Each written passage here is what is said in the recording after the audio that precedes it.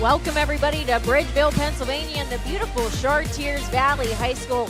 Tonight, home to the 4A semifinals here in Whitfield High School football coverage on the Whitfield High School football pregame show presented by Edge 90. And tonight we are watching the Thomas Jefferson Jaguars and Aliquippa Quips go at it alongside Colin Johnov and Matt Fargo. I'm Susie Cole, and it's going to be a gritty matchup. A gritty team in the Aliquippa Quips and a disciplined team in the Thomas Jefferson Jaguars going at it in the semifinal action tonight.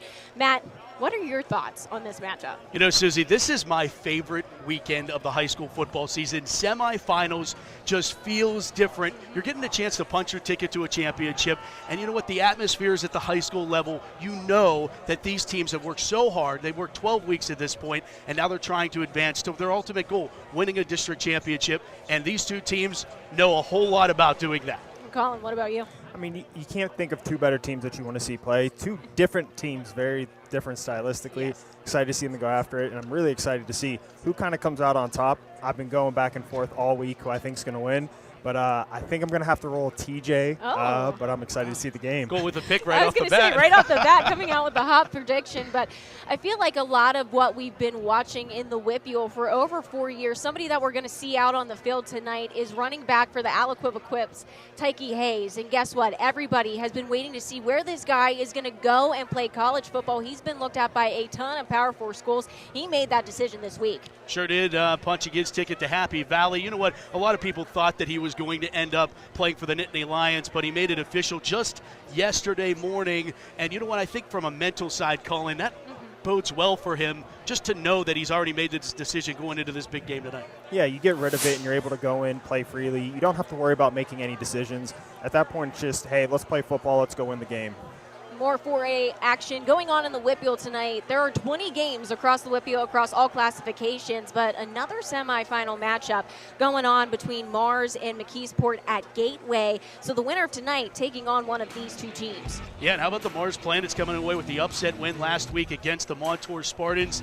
And now the Planets led by their running back, Eric Kasparovich. That's familiar because Dad is the head coach. He had 6 touchdowns last week in the second half of that win against Montour, going up against McKeesport, who beat them already this year pretty handedly, led by their do-it-all back, and maybe another guy the Nittany Lions might take away at some point in their sophomore in Keemon Spell. Yeah, both teams are really solid. I'm really curious to see if Mars can keep that momentum going. It's hard to transition momentum from one game to another, but if there's a team that can do it, it's a team led by the dad and the son. There's something about that type of team chemistry that may allow you to keep it going moving forward. But they got a tough test in McKeesport. Yeah, McKeesport with that 28-7 win over the Mars Fighting Plants earlier this season. So I'll be curious to see if Mars can pull off a little bit of an upset here tonight. Yeah, and I think that, you know, Keemon Spell leads the way for the Tigers, but these are both of two teams that started the season very slow. Both of them started 1-3. Mars went down to Florida, took care of Boone. We're all starting to say, okay, Whitfield's legit. They go to Florida, take care of a very perennial power in the Florida team, and then they come back out here and kind of lay an egg earlier in the season. But a young quarterback, freshman quarterback at Mars, you know, this time of year when you start to figure things out, they got everything clicking. And when you have Eric Kasparovich as your coach, things can click all the way to the championship. Yeah, when you're a young quarterback, it's hard to pick things up quick and fast. But once you get time and once you can start getting into a rhythm, you can then begin to stack plays on top of one another, stack games on top of one another, and really build your confidence as you move forward. Again, the winner of tonight's matchup here in Chartiers Valley taking on that winner between Mars and McKeesport. But let's take a look at that 6A bracket tonight as well in the semifinals. Pine Richland taking on Seneca Valley and North Allegheny taking on Mount Lebo. Yeah, I think for the Pine Richland Rams, they weren't really necessarily expecting to get the #1 seed with that one blemish on their record. But nevertheless, they were able to figure that out. But the TJ Marching Band's ready to strike up a tune in this one. I think they want us to join. If you can't make it to next week's championship games, remember you can always stream those games on NFHS. Go ahead and check them out there. But you can continue to watch all of the action tonight between Aliquippa and Thomas Jefferson on KDKA Plus coming up after this.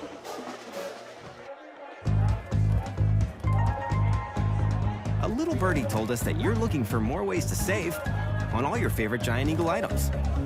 In meat, dairy, and produce. So we're making it easy. With new lower prices, weekly sales, deals for days, and My Perks. Surround yourself with savings every time you shop at your neighborhood Giant Eagle.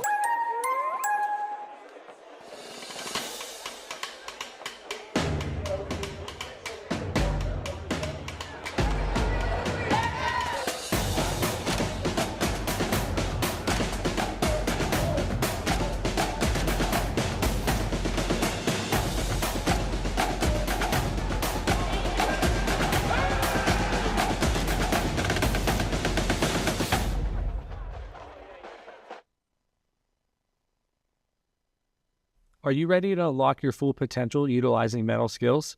Hello, my name is Vince Duffy, mental skills coach. I've been training professional athletes, youth athletes, everywhere in between to provide mental skills training and performance psychology. I'm ready to share with you my tips, tools, techniques, my theories on how to elevate your performance on and off the field, but most importantly in life. Come join me on my introduction to mental skills, build that solid foundation of self, and become the best version of you. Join me on my course in diving into Introduction to Mental Skills. Hope to see you there.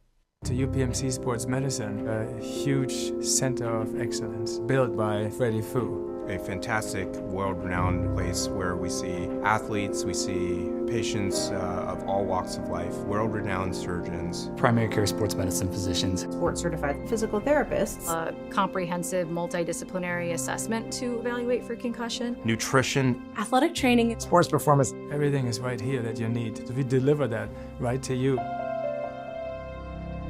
Around here in the fall, harvest moons, cool, crisp evenings, and on Friday nights, legends come alive in Pittsburgh. WPIAL High School Football. Allegiant Community Federal Credit Union is a proud sponsor of the Steel City Game of the Week. Allegiant salutes the players, the fans, the cheerleaders, and the parents. Allegiant Community Federal Credit Union. 6 locations and a sponsor of this WPIAL High School Football broadcast. It's a beautiful night in Western Pennsylvania for some semifinal action in Whitfield football. We're at a 4A matchup here tonight between the Thomas Jefferson Jaguars and Aliquippa Quips. And welcome into the Whitfield pregame show presented by Edge 90. If you missed it, alongside Colin Johnov and Matt Fargo tonight, I'm Susie Colin. While there's action going on here in Bridgeville tonight, there is so much Whitfield football coverage that we have to go over. Let's take a look at that 5A classification right now. Arguably the biggest matchup that we're going to see is Upper St. Clair and Penn Hills, but I mean, come on. You gotta look. This might be one of the most exciting brackets taken on tonight. Well, Upper St. Clair sure feels disrespected. The undefeated team in 5A didn't get the 1 seed. That went to Pine Richland in 5A. But on the other side of the bracket, puts up a really interesting matchup with the Penn Hills Indians, who came away with that 3-point win over Moon last round. But St. Clair, I'm really impressed with what they do defensively. They were able to stifle at one point 4 straight weeks. They go against 4 straight undefeated teams and hand them all their first loss of the year. Yeah, defense wins championships. I think that's undeniable, and what they've done up to this point has been really impressive. I'm really excited for that matchup. It's a game I wish I could watch between them and Penn Hills. I think Penn Hills is a scrappy team coming on late, but I'm definitely excited for this one. And that's what I was going to say. I feel like it's almost a similar matchup to what we're going to be seeing between Thomas Jefferson and Aliquippa tonight, going on between Upper St. Clair and Penn Hills. Just a disciplined kind of team in Upper St. Clair going against a gritty team in Penn Hills. Well, you see the guy that's doing it all for the Panthers this season, Julian Dallum. You saw him score a touchdown there. He was really the big reason why they beat Peters Township, and the reason why he's running a lot out of the Wildcat. But you know what? They're able to have that change of pace with Van Helman coming in, the Helman brothers, the Bro-to-Bro-to connection for the Panthers. Mike Junko's done a really nice job, and I think maybe people were counting USC out earlier this year, but they are absolutely a contender at 5A, but the 5A bracket's really full of contenders. Yeah, the 5A bracket is absolutely brutal. It's probably my favorite classification to watch right now. But what USC does so well is they play complementary football. They match the run game with the defense. That's every defensive coach's dream when you have an offense that can run the ball sustainably. And is the 5A classification your favorite because of Franklin Regional, Colin? I mean, I may be a little bit biased there. They definitely have a... What do you think they're going to be doing here tonight? They have a tough test. I'm got to pick my alma mater. Can't pick against my alma mater, but they definitely have a tough test against Pine Richland tonight. Of course. And the big reason for Penn Hills that they could potentially win in that matchup is Natel Mitchell. He is the guy that got them that win last week. If the Indians want any chance of beating the Panthers tonight, it's Natel Mitchell. And from 5A to 1A, you can't roll out the 1A classification, Matt. You can probably attest to this with me. That might have been the most exciting game that we covered on the Steelers High School Showcase all season long between Fort Cherry and Bishop Canevin. Both of them, if you look at this 1A bracket here in those quarterfinal matchups tonight, Fort Cherry taking on Cornell and Bishop Canevin taking on Southside. Yeah, and kind of interesting, of the 20 games that are happening across the WPIAL tonight through playoff football, 7 of them are rematches from games that happened earlier this season, one of them being that Fort Cherry-Cornell game. The Rangers took care of the Raiders pretty easily, but I think Cornell is that they have a little bit of an upset vibe to them. They beat Monessen in the last game of the season to earn themselves the 9 seed. They could really put 1A bracket on its head if they could knock off the defending champions from a season ago. And speaking of Fort Cherry, in that game against Bishop Canevin, Matt, do you remember whenever Matt Sigg went on to score 6 touchdowns? Well, Matt had a chance to sit down with Matt Sigg earlier this season, so let's take a look at that chat right now. What's this ride been like for you more globally? What has it been like? And maybe from your perspective, in your words, people have put them in their own words, but from your own words, what has this ride been like for you? I mean, it's been fun. I'm just trying to enjoy it as much as I can. I mean, high school only comes around once, so, just trying to go about it the right way, enjoy it with my family and friends, and, come down to a decision here soon and, figure everything else out. What's the recruiting process been like for you early on? You're playing in a single-A school, and then you get the Penn State offer, then the floodgates have kind of opened since then. Yeah, I mean, it was definitely tough early on, being from a small school. I felt like I was being kind of overlooked. A lot of guys in my class kind of started getting offers a lot earlier than me, and I was like, what's going on? So that was kind of tough to just, be patient and just keep doing what I was doing. But, once Penn State offered, it kind of, just jumped, and, it's been fun since then, and, just trying to take it day by day, make relationships, and, take it slow with my family and, eventually come down to a decision. What are the biggest points of emphasis that you're looking for when making your decision whenever you do that? Obviously, I want a good school, somewhere that I can get developed as a person. And then on the football field, I mean, just a place where I fit into the offense or defensive scheme. Coaches that I can relate to and I know are good people in the end. And, somewhere that I can be set for 40 years, not 4. So, yeah. Were you a college football fan growing up? And if so, who was your team growing up? I liked all college sports. I mean, I'd watch any game that was on. But I mean, my dad grew up right outside of Happy Valley, so Penn State was big for us. And then I'm from Pittsburgh, so I always loved Pitt too. All the PA teams I rooted for. So we definitely watched pretty much everyone growing up. You're talking about playing for a small school. There's a good crop of talent from the WPIAL that has played at the small level and gone on to do big things. The Tyler Boyds, the Terrell Pryors of the world. Mm-hmm. Do you kind of look back at that and know that that's not going to stunt any growth in the future? Definitely. I mean, just, being mentioned among some of those names is pretty freaking cool. So, I mean, those guys, Tyler Boyd is in the NFL, Terrell Pryor is in the NFL. So, obviously they got some records up there, and, definitely people that'll be remembered throughout the WPIAL for a long time. So, just being mentioned with them was pretty cool. Now, Matt, at that time that you got to sit down with Rangers quarterback Matt Sigg, he wasn't signed anywhere yet. However, that news coming this week as well, just like Tyke Hayes, Penn State. Yes, Penn State. He has family connections, as he told me. His dad grew up just outside of Happy Valley. So, you know what, I think maybe, Colin, you feel a little bit better about that one, knowing that there's some family ties going up there. But another one, the WPIAL is ran by Penn State right now, and a big reason for that is former WPIAL head coach, former Gateway head coach Terry Smith, who's the assistant head coach, and a big recruiter for the Nittany Lions out in this way. It's funny because Terry Smith actually recruited me there when I was switching for my 5th year. And I actually almost went to Penn State. That's not something that's very well known. But I have a lot of respect for what those guys do. Obviously, I want to see Pitt get those guys, but Penn State's done a phenomenal job recruiting the WPIAL, so they've earned every guy they've gotten. And more on Matt Sigg. Like we said, he had those 6 touchdowns in that game earlier this year against Bishop Canevin, just absolutely tearing it up each and every game. Yeah, and what you can see here is you can tell he's really well coached and he works really well, able to extend the play. And honestly, what I love is the smooth throwing motion. It looks effortless to him. He's able to just put that ball out there on a platter for his receiver. Just really fun kid to watch. And you can see here when they add him to the run game, he's maybe not the fastest guy, but he's super athletic and he can make you miss. He makes that little dead leg move, and you'll see him do that a couple more times. He gets down the sideline, he's able to score, and then he gets all hyped up and excited and celebrates with his teammates. Gotta love that. That's why we play the game, to have fun.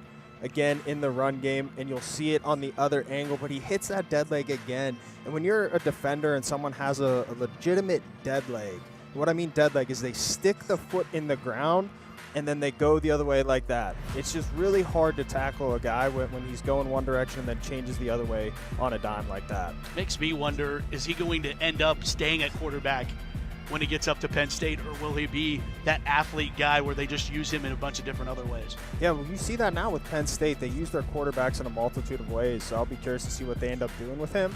But he looks the part, and I'm excited for him, and I hope he does a great job. Got to root for the Whippeal guys. Absolutely. Just like we said, don't sleep on the 1A bracket. Don't sleep on the 2A classification here either. A ton of action going on in the quarterfinals tonight. You have Seton LaSalle taking on Riverside, Steel Valley taking on Western Beaver, South Park against Mohawk, and Elwood City against South Allegheny. There's a lot of good matchups. Sneaky good in 2A. I feel like it's a sneaky in 2A, because I think all these teams are capable of winning a championship. You know, Steel Valley got off to a slow start, but they're the 4 seed now. And Western Beaver's capable. Javen Peel, one of the best quarterbacks in all the WPIAL, got a lot of Lincoln Park kids in that co-op at Western Beaver. And Seton LaSalle, they might be one of the quietest number 1 seeds I've seen in a long time. The thing I always get curious about, the closer the matchup is between the quality of the teams, the more I actually look at who has a bye. Sometimes I think a bye actually works against you because you're not in that rhythm of playing and you have to reestablish what it's like to be in a game. And if you start off too slow in the playoffs, that's how you get upset. To your point, I talked to Dan Bradley at Elwood City. He had a bye. He was like, no, if it was up to me, I would rather still be playing. We'll take it, but I'd rather still be playing.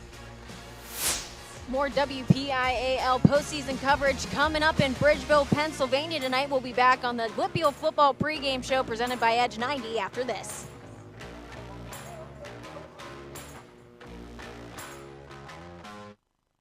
As someone who disrupts plans for a living, I can't say enough about the importance of life insurance. Sometimes you can see the end zone right ahead of you, you can have a clear shot, then bam, it's Cam. A policy from GBU Life can let you focus more on getting out from under what life throws at you and worry less about protecting the life you are working hard to build. You can get a policy with GBU Life that is affordable to you now and build on it for the future with their guaranteed purchase option rider.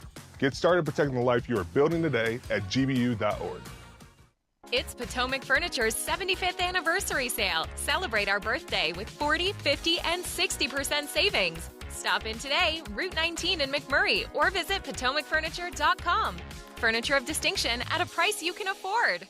Fall is in the air at Pittsburgh's premier outdoor shopping, dining, and play destination, the Waterfront. Find fall weather gear at retailers like Old Navy, DSW, and Rally House. Dine at family-friendly restaurants like Primanti Brothers, Shorty's Tap and Taco, and more. Experience indoor playtime at Dave & Buster's, Urban Air, and more. Speaking of play, the Waterfront is a proud sponsor of this Steel City High School football broadcast and happy to support WPIAL football across our region. Visit us at waterfrontpgh.com for more information. Think you've tried everything at Panera? Think again. Introducing more new sandwiches and salads with our new flavor-packed Toasted Italiano and the mouth-watering Mediterranean chicken greens with grains. More in every bite, just like the new ciabatta cheesesteak with melty provolone and garlic aioli. And more new options under $10, including our new creamy bacon mac and cheese. Come taste the new era at Panera. Did you know you can make your home or building look brand new? For the whole project, or just spot repointing, make your home exterior brand new like when it was built. Call or visit Mariani-Richards.com. We We are getting so close to kickoff here at Chartiers Valley High School and some 4A semifinal action between the Thomas Jefferson Jaguars and Aliquippa Quips. Alongside Colin Johnov, I'm Susie Cole. Matt Fargo had to make his way up to the booth. He's calling the game here tonight. And while the weather, Colin, calls for clear skies in the mid to low 50s here tonight, there's a forecast going on all across the Whippeal, and our very own Matt Fargo. Not only does he do play-by-play, but he seconds as a weatherman. And we're going to check out Fargo's football forecast right here, right now. What's going on, high school football fans? Welcome to Fargo's Football Forecast. I'm Matt Fargo, here to break down all the big games this week with a forecast that's cloudy and a chance of fun. So let's take a look at who's bringing the heat into next week and who might be left out in the blistery cold of basketball season. 6A playoffs for you. Semifinal action for a right to play at Norwin in the WPIAL Championship. Seneca Valley, the 4 seed against number 1 seeded Pittsburgh Central Catholic, looking at a high-pressure system building over West Mifflin tonight. Seneca Valley may bring some high winds, but Central Catholic set to bring the thunder. I'm calling for Central Catholic to rain on Seneca Valley's parade. 3-seeded Mount Lebanon taking on number 2-seeded North Allegheny. 2 powerhouse systems here clashing tonight. Mount Lebanon trying to create that storm surge like they did against the Tigers the last time, but North Allegheny's defense is solid. I forecast a North Allegheny cold front that keeps Mount Lebanon in check. 5A we go. 3 more games to take a look at. It is Franklin Regional and Pine Richland, the 9 seed versus the 1 seed in Gibsonia tonight. Franklin Regional rolling with some blustery confidence after that upset win against 8-seeded North Hills. Pine Richland hoping their quarterback Ubi Strader is 100% after that injury 2 weeks ago. I'm calling for a Pine Richland chill that might just send Franklin Regional packing into the postseason. 7-seeded Penn Hills taking on number 2-seeded Upper St. Clair. Penn Hills on fire after that win, 30-27 over Moon last week. But Upper St. Clair has a firestorm of their own in the name of Julian Dallum. Upper St. Clair still feeling disrespected, getting the 2 seed. I think they electrify Penn Hills tonight. Peters Township, Penn Trafford going at it tonight. And Warriors versus Indians, who fares better in this storm? I think Peters Township will sweep Penn Trafford out of the postseason. Bethel Park and Woodland Hills, a good matchup here at the Wolverina, 4 versus 5. 2 quarterbacks out for Woodland Hills. That's going to be a reason why I have the Bethel Park Blackhawks moving on into the semifinals. Let's go to 4A. Hey, do you know these 2 teams are playing? Thomas Jefferson and Aliquippa here at Chartiers Valley. TJ is looking to take down Aliquippa with that strong push of offensive pressure behind Tyler Eber, their running back. Aliquippa, 100% chance of making the finals their last 16 tries. I'll say this is a 50-50 on who wins in this matchup. Let's go to 7-seeded Mars against 3-seeded McKeesport. Mars and McKeesport, a great matchup here that some would say is out of the stratosphere, but with some clouds gathering, I'm predicting McKeesport, with heavy pressure led by Keemon Spell, leaves Mars in the fog. Let's go to 3A. Highlands, number 9 seeded against number 1 seed Amani Christian Academy at UPMC Graham Field. Highlands hoping for clear skies, but Amani Christian, a powerful system, moving fast, and expected a strong Saints surge to push them past the Rams. 7-seeded Freeport taking on Central Valley. Freeport's forecast might look sunny, but Central Valley's defense, all storm clouds, also a downpour of points for the Warriors. They move on. We have North Catholic taking on Elizabeth Forward. North Catholic trying to stay above water after that upset win, but I love what John DeMarco is doing over there at Elizabeth Forward. I think EF stays steady, takes down the Trojans. 4 versus 5 matchup. It's Avonworth as Beaver, and it's a rematch of a game just 2 weeks ago, and I think Beaver has what they can do on offense. Again, a flurry of points to give the Bobcats the win over the Avonworth Antelopes. 2A playoffs matchups. Riverside, the 9th seed, taking on St. LaSalle at Dormont Stadium. Riverside's energy might be a dribble, but St. LaSalle is a Category 5 hurricane. Rebels win this one strong. 7th-seeded Mohawk against 2-seeded South Park. South Park facing some high pressure. They're the number 2 seed. Warriors of Mohawk having record highs this season. Forecasting a big upset. Give me the Warriors in an upset in this one. South Allegheny takes on Elwood City in the 6 versus 3 matchup. It's a perfect storm. Elwood City hasn't played this well since 1944. How about Dan Bradley and the Warriors? Give me Elwood City moving on and punching their ticket into the semifinals. How about this matchup? You have Steel Valley and Western Beaver, a great matchup, 4 versus 5. But in the end, Steel Valley is going to pull away with the win thanks to the Barksdale brothers who have been blowing away teams all season long. But Western Beaver has Javen Peel. he gives the Golden Beavers a mild chance of an upset. 1A playoffs we go. We'll go with the 9-seed Cornell Raiders taking on 1-seeded Fort Cherry, the defending champions. This game at West Allegheny High School. Fort Cherry has been causing destruction all season long, and now the Cornell Raiders in their way. Fort Cherry's beat them once. They'll do it again. Fort Cherry strikes fast, early, and often. Give me the Rangers moving on. 10-seeded California. How about the Tri-County South getting the win? They'll play Clarendon Bears. California coming in hot, but I think the Bears are going to cool them off, only giving up 21 points all season.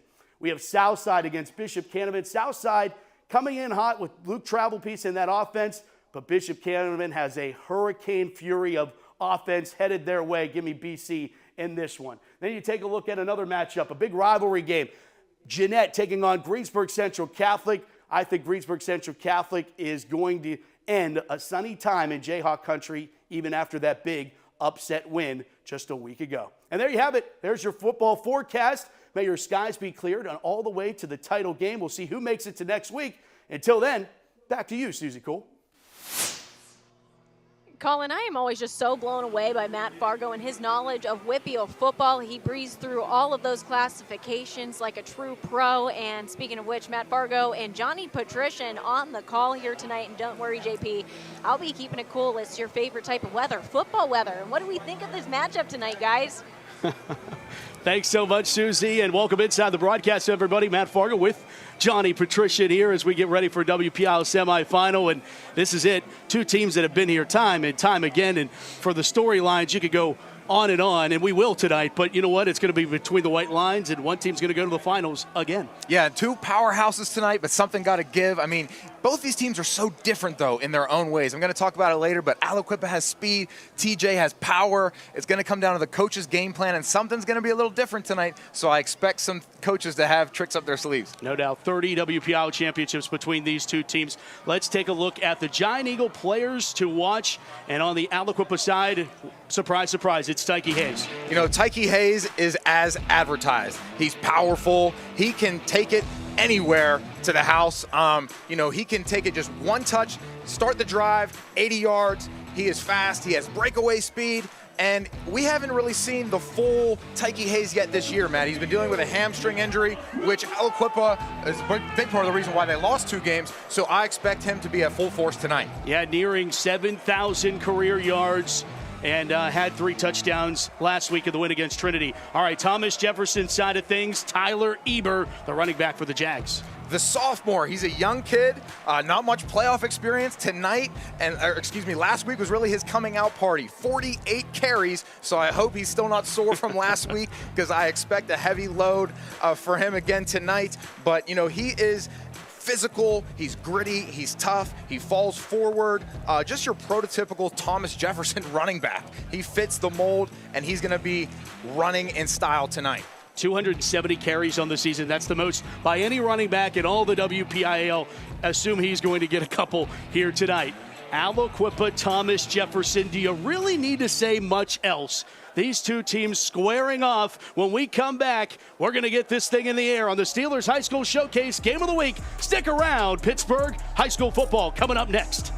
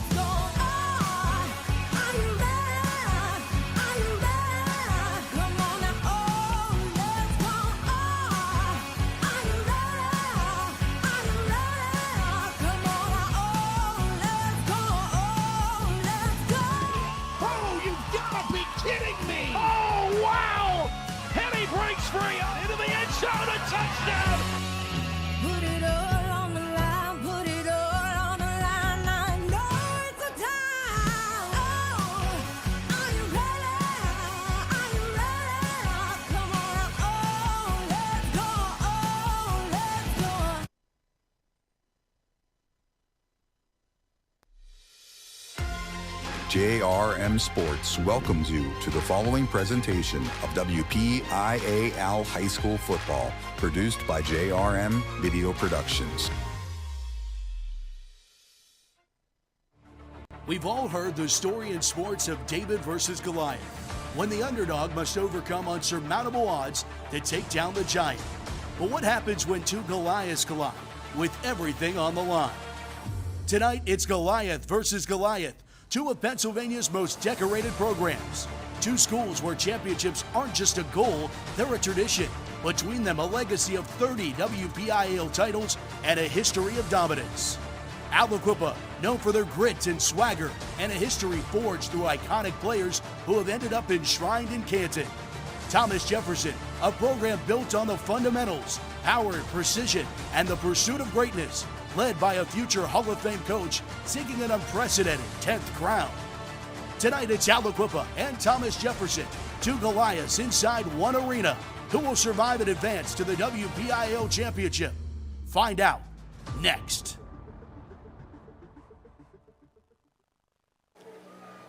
Welcome to the Steelers High School Showcase Playoff Edition, presented by Giant Eagle, the Pittsburgh Post-Gazette, and Spread Group. We're coming to you from Chartiers Valley High School for the WPIAL 4A semifinal between the Aliquippa Quips and the Thomas Jefferson Jaguars.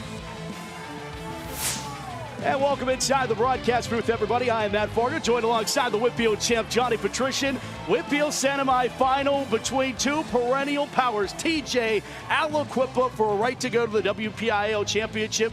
These two teams, JP, so much history, so much tradition, and another chapter of that gets written here tonight. This is a classic matchup that people will remember for a long time. I remember games growing up that I went to in the playoffs with my dad, and I'm sure there's kids in the stands, fans in the stands, that will remember this game for a long time to come. Just the third meeting between these two teams. The first time was in 1980. We had to wait 40 years between the first time and the second time back in 2020. Let's take a look at the 2024 edition of the bracket. Thomas Jefferson, Aliquippa, they'll await. The winner of this game will await the winner of Mars and McKeesport at Norwin next Saturday afternoon.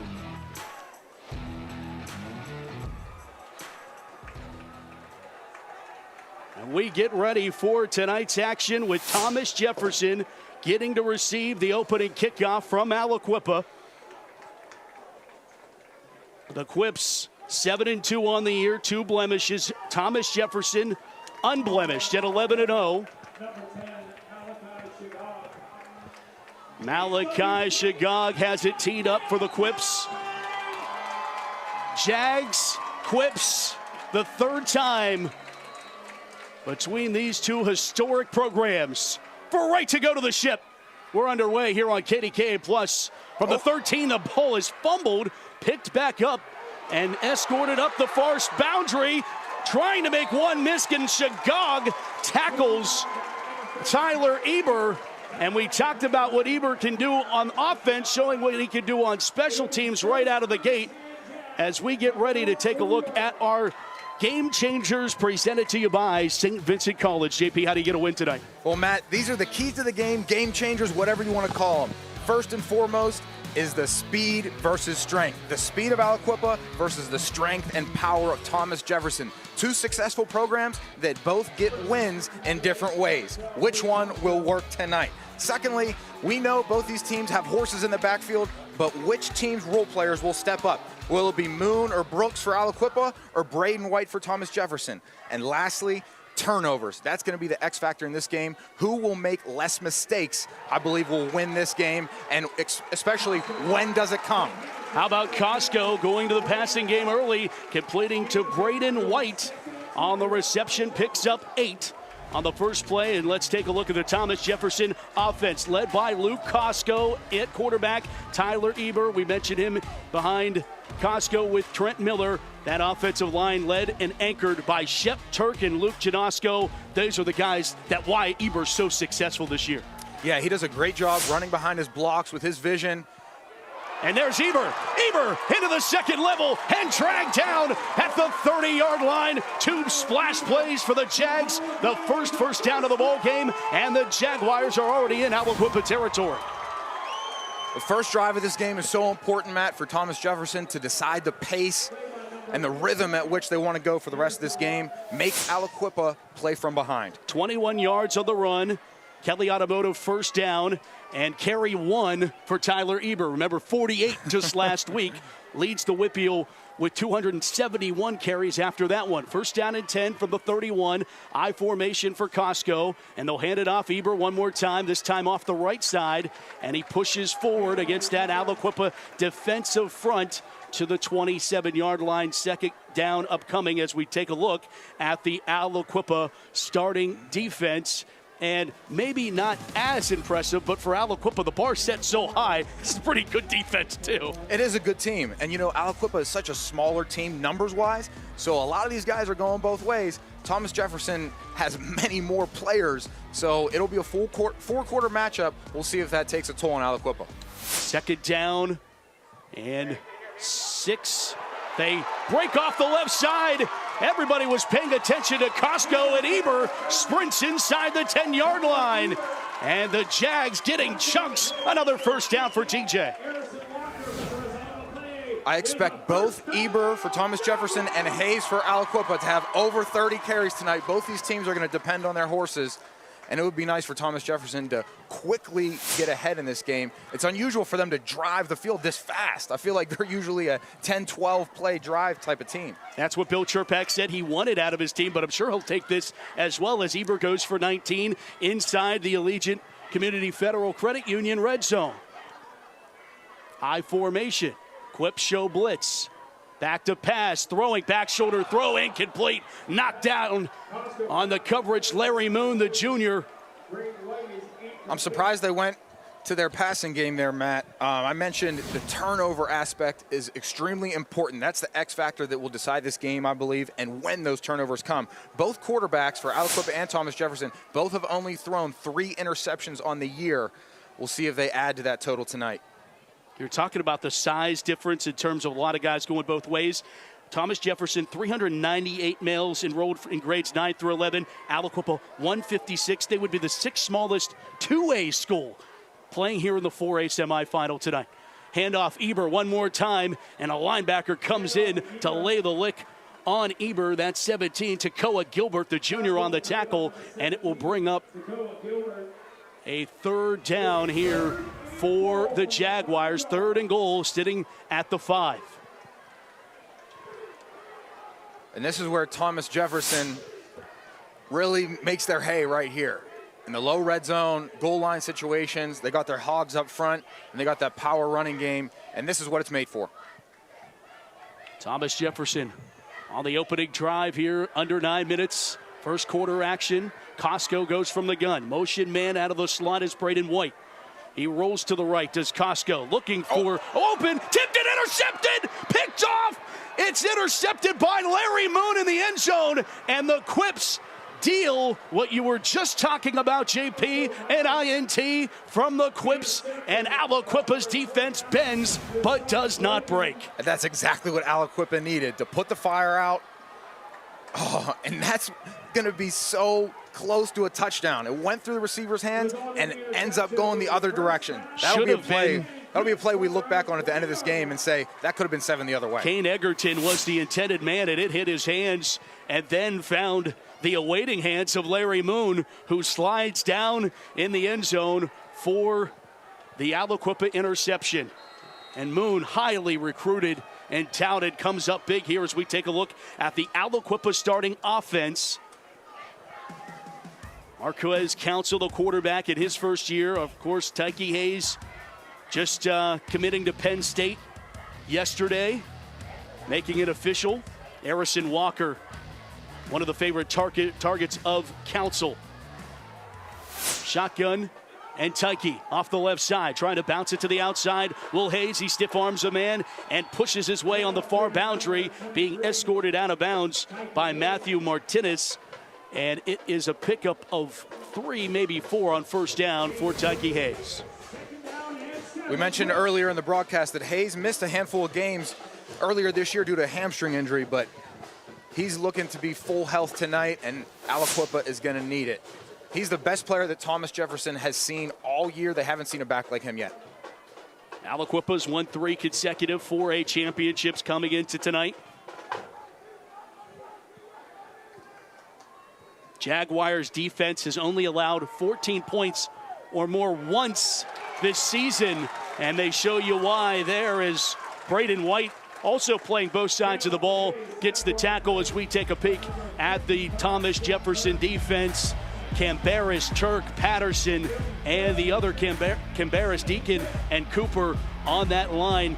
The linebackers as good as you'll find in Fort, Egerton, Villa, and Martinez. White, Beacoat, and Farrison in the secondary for TJ. I just still can't believe that Thomas Jefferson went to throw the ball. They ran the whole way down the field and they decided to throw once they get in the goal line. Third down for the Quips. Council sends two wide receivers, top of your screen. He looks that direction, right at the sticks. It's caught shy of it. On the reception for Aliquippa is Harrison Walker. Walker, though, is about a yard shy of the first down. It's 4th down and 1 for Aliquippa.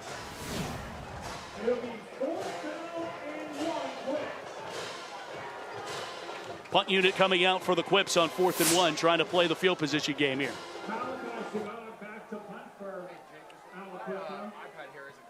Malachi Shagog back to punt. Oh, and it's blocked. Able to shut it down. How about the TJ special teams unit? Well, we talked about turnovers at the beginning of the game, Matt. We've already had 2. I didn't expect that this early. Yeah, splash plays from teams that like to kind of have that feeling out process. I expected it too, JP, a little bit more of a feeling out process, but coming in right into your living room was Matthew Martinez. Lucas Patterson was the man who pounced on the football, and TJ back to work, knocking on the red zone at the 24-yard line. They go I formation, and boy, did they put this ball in the air at all on this drive, I'm curious. As they carry it forward to Eber. And now Eber's inside the 20, JP. And now it's almost like the first interception never happened. We're right back where we started. Yeah. The mulligan of mulligans there. Inside the Allegiant Community Federal Credit Union red zone for the second time tonight. If you're just joining us, TJ already in the red zone, had a 3rd and goal through an INT. Now they're getting a second crack at it here. On 2nd down and 4. Pitch to the left side, it's Eber. Eber gets the corner, 15, and shoved out of bounds. And be careful there, Susie Cole on the sideline. That was Clester Longmire doing the shoving. I mentioned Braden White as the leading receiver for Thomas Jefferson. I was really impressed with him earlier in this year when we called a TJ game. He's a willing blocker as a receiver, which is rare for a team's leading receiver. As you see, they used him as a lead blocker right there almost, coming in motion and sealing the edge for Eber. Another first down brought to you by Kelly Automotive. 1st and 10, ball at the 12, so could pick up another first at the 2. Eber gets the call and squirts through a hole, now gets a push from his offensive front. He's inside the 10 as a convoy finally brings him down. The ball was squirting out there. Rolled down, though, is Eber, and they'll roll him down at the 7 where it will be 2nd down.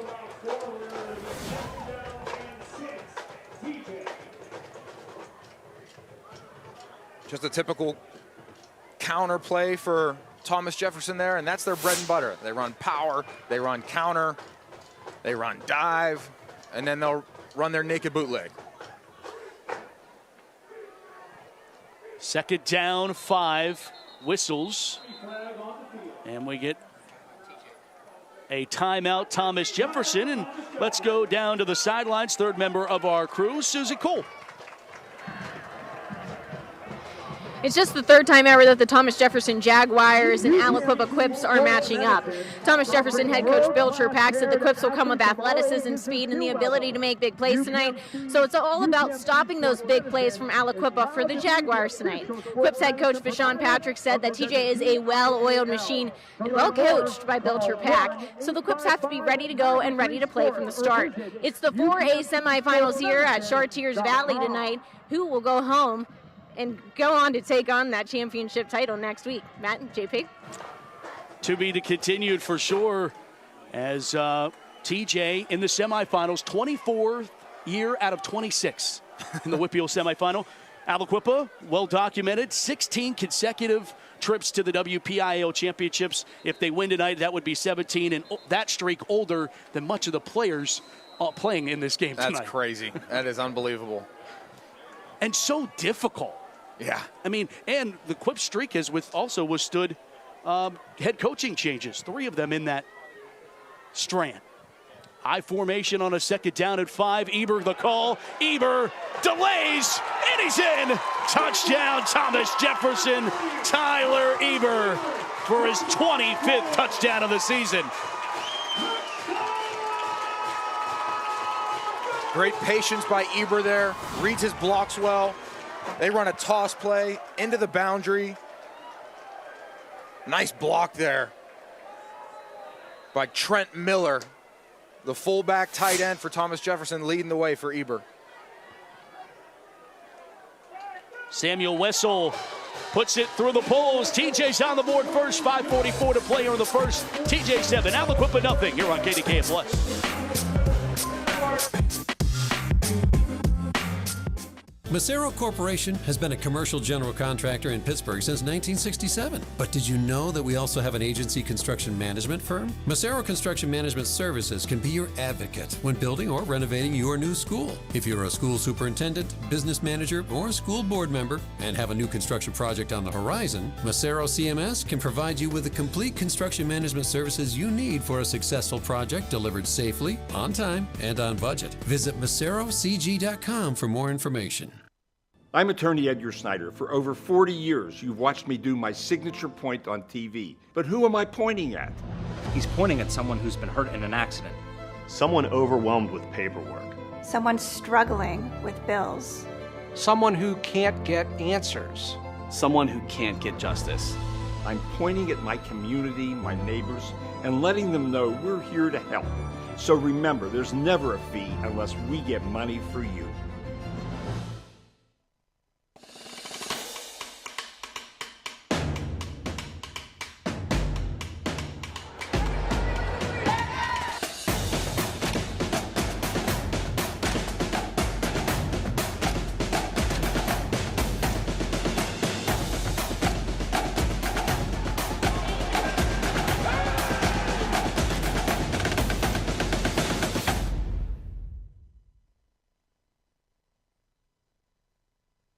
College isn't for everyone.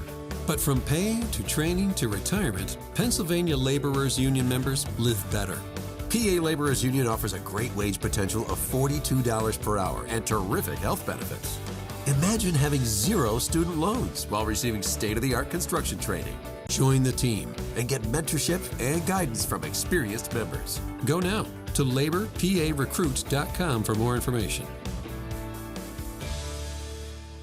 Fall is in the air at Pittsburgh's premier outdoor shopping, dining, and play destination, the Waterfront. Find fall weather gear at retailers like Old Navy, DSW, and Rally House. Dine at family-friendly restaurants like Primanti Brothers, Shorty's Tap and Taco, and more. Experience indoor playtime at Dave & Buster's, Urban Air, and more. Speaking of play, the Waterfront is a proud sponsor of this Steel City High School football broadcast and happy to support WPIAL football across our region. Visit us at waterfrontpgh.com for more information.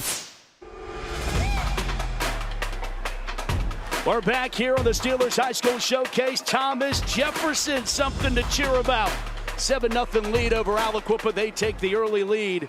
Wessel puts a squib kick on here, and it's a sliding grab for Aliquippa's Antonio Reddick, a sophomore. Heads up play there special teams wise. Just make sure you secure it. Don't want anything more crazy to happen because this game already has that feeling that this ball is bouncing every which way. Yeah, I would love to see him get some positive yardage there. That's those hidden yards that don't show up because the field position game is so important. Yeah. Now that's another first down that Aliquippa needs to get.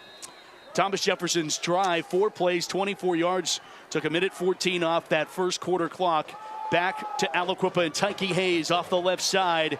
Hayes not much available, flattened quickly. Braden White coming up from the secondary to lay the lick, and love those secondary guys that aren't afraid to come down and make a tackle on a running back. Get their nose dirty a little bit, especially running back like Tyke Hayes.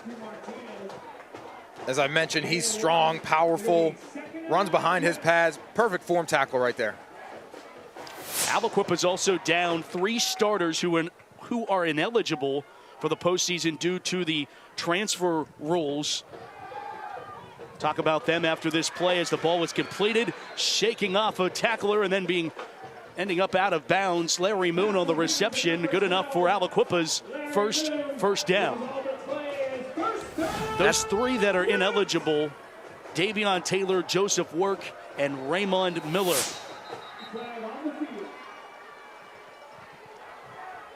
Encroachment. And Taylor, a sophomore, 36. who was 5-yard already penalty. dribbled to WVU. So, instrumental players that are missing out of the Aliquippa lineup tonight. That's unfortunate, but as Mike Tomlin says, next man up. You got to go with what you got. Yeah, and it's been that way for Aliquippa for some time. Yeah. Talk about the stable of running backs. First and 5, beg your pardon. They go left side back to Tyke, and Tyke's 2 yards shy of a first down. They need to do their best to get Tyke Hayes in space. That's where he will thrive in this offense against Thomas Jefferson. Get him out on the edge, toss, stretch, outside zone. Get him in space against these Thomas Jefferson defenders. Second down 2. Ball sits at the 49. Sidecars to each side for Council. He'll look to pass, throwing over the middle. Ball off of the shoulder pads, incomplete. Coverage for TJ was Jarrett Benecote. Intended for Walker. Third down. Good throw there by Council. Puts the ball in his running back's gut, pulls it back out, hits the quick glance route right behind the linebackers, right in his receiver's chest, but great pass break up there. Brings up 3rd and 2.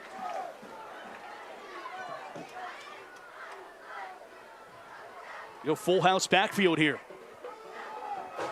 Tyke the call. Just a race to the corner. And Tyke inside the 30. Finally pushed out of bounds. First down, Quips. It was Braden Wright to save it from being a bigger gain than it was, as he gets it all the way to the 25-yard line, a gain of 26. They must have heard my pitch from the play before. I just said, get him in space, let him outside, use his speed on the edge against this Thomas Jefferson defense. And Thomas Jefferson doesn't want that to happen. They want to use their strength up front, their penetration, to stop that play before he gets outside. Tyke Hayes gets a breather on the sideline, you see there. Now we get another back in the backfield, and it's Senior Brooks, his first carry.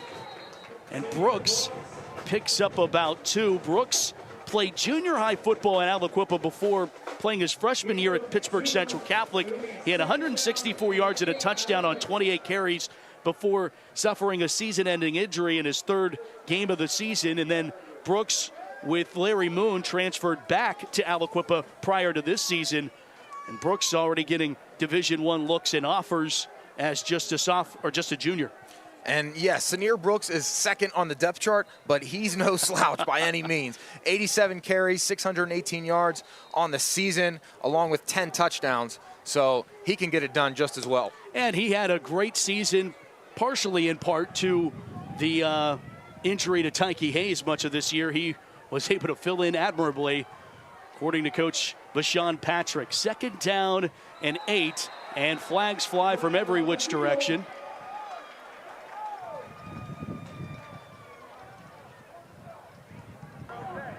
False start. Offense, number 56, 5-yard penalty.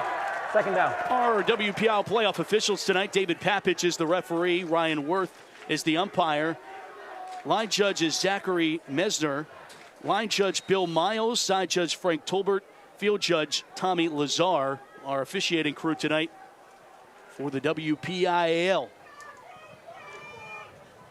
One of the biggest things, JP, Aliquippa suffered in that Penn Hills game that we did, I'll tell you, they need to keep the penalties to a minimum. Had a ton of them against the Indians, a big reason why they lost that game. Here comes more flags late, and TJ applauding in approval of them. As Brooks got the carry, only got a couple, and then flags flow late. After the play, personal foul, offense, number 55, Penalty before the end of the play. The down count. Unfortunately on Third cue. down. Yeah. And that's not in the formula to win this football game. Yep. Oh, yep. You know, in a game like this, high stakes, there's a lot of emotion out there for these young guys, but you got to control it as best as you can. Keep it between the white lines and before the echo of the whistle, if you will. Third down, 13. They go trips, top of your screen for Council. Council looking underneath. Roll incomplete, intended for Khalil Good. And it will bring up fourth down, and much of this drive stalling, not courtesy of the TJ defense, but self-inflicted penalties by Aliquippa. Yep, shooting themselves in the foot. They had some momentum. Hayes had that long run, and now they're backing themselves up. Fourth and forever here.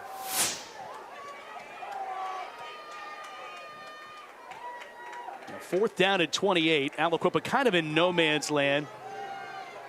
Let's take a look, see maybe if there's a pooch kick area. Yep.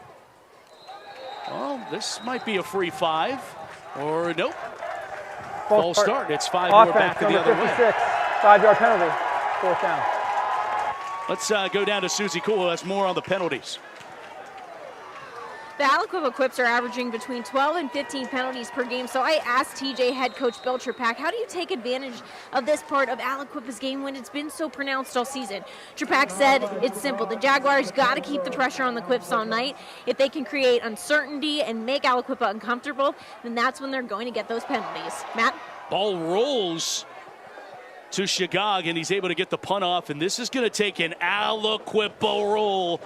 And Aliquippa trying to use the quick breeze there to move that one down to the 10-yard line. A nice job there by Council on fielding that one on a hop. Sign him up for the Aliquippa baseball team if he doesn't already play.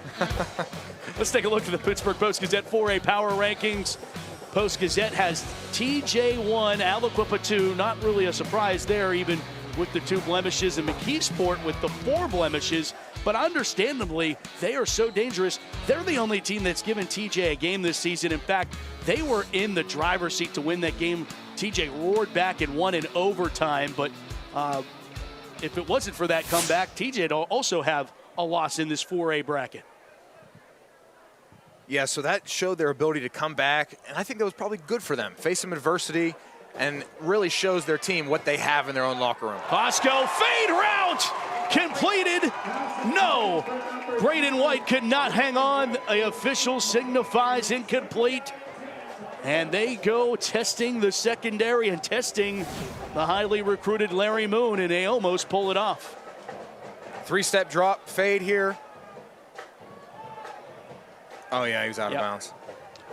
Needed the football field to be about 53 feet wide. Yep, but what's important there is Larry Moon did his work at the beginning of the play there. He made Braden White take a wide angle and gave them no room to operate on the sideline there. I formation. Costco under center. Eber the call. And not much available. Thrown down. Takoa Gilbert on the scene again for TJ. Or for Aliquippa, beg your pardon. They'll bring up third down coming up here for the Jags. Little quick pitch there. Eber has the ball high and tight.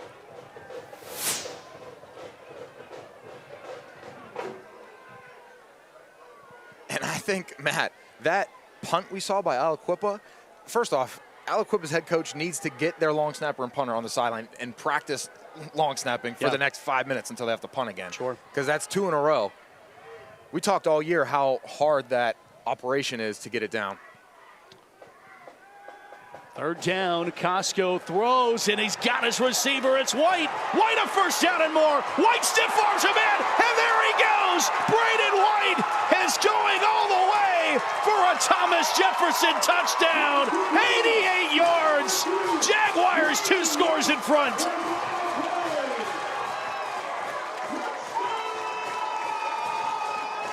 Wow, talk about a splash play, Matt. That's exactly what the Jaguars needed on 3rd and long.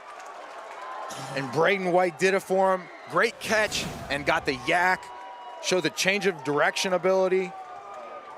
breaking some tackles, making guys miss, doing it all there in order to get into the end zone.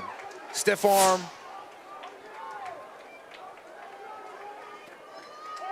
Wessel. Extra point is good. Thomas Jefferson in front by 2 scores. This time using the big play. Braden White finds the end zone for the 12th time this season. TJ leads at 14-0 on the Steelers High School Showcase Game of the Week playoff edition here on KDKA Plus. From heating and cooling to a large array of construction equipment, Herc Rentals has the gear you need to get the job done. Herc Rentals is already a staple in several communities across the United States and Canada and have been serving our customers' needs since 1965. With a catalog of equipment that spans the spectrum of almost every kind of solution you can think of. To learn more about Herc Rentals, visit hercrentals.com or call us at 1-888-777-2700. It's Potomac Furniture's 75th anniversary sale. Celebrate our birthday with 40, 50, and 60% savings. Stop in today, Route 19 in McMurray, or visit PotomacFurniture.com. Furniture of distinction at a price you can afford. Are you ready to unlock your full potential utilizing mental skills? Hello, my name is Vince Duffy, mental skills coach. I've been training professional athletes, youth athletes, everywhere in between to provide mental skills training and performance psychology. I'm ready to share with you my tips, tools, techniques, my theories on how to elevate your performance on and off the field, but most importantly in life. Come join me on my introduction to mental skills, build that solid foundation of self, and become the best version of you. Join me on my course in diving into introduction to mental skills. Hope to see you there. My patients and I grew up together.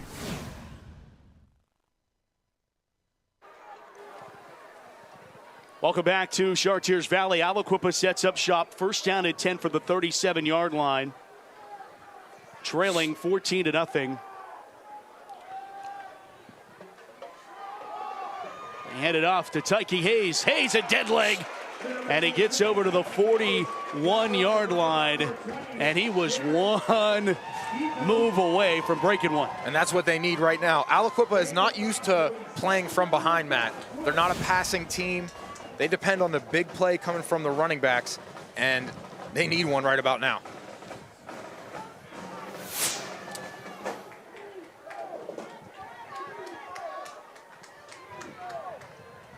Second down, 5. Back to Hayes. Steady dose at 23 here for the Quips, looking to break one. Yeah. Third down upcoming. Expect a steady dose of him all night, because if Aliquippa is going to go down, they're going to go down swinging with their star running back.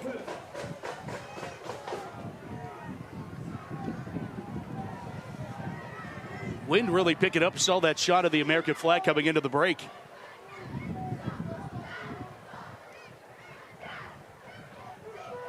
Wind gusts. If anybody tries to put the ball in the air at the wrong time. Whistles blow this dead, and boy, Aliquippa had something there. For the snap, false start, offense, number 14. Another Quip penalty. 5-yard penalty, third down.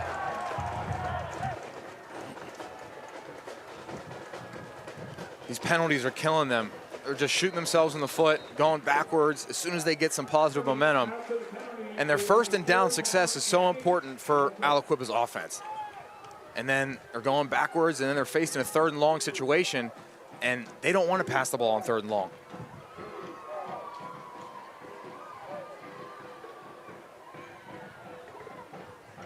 Third down.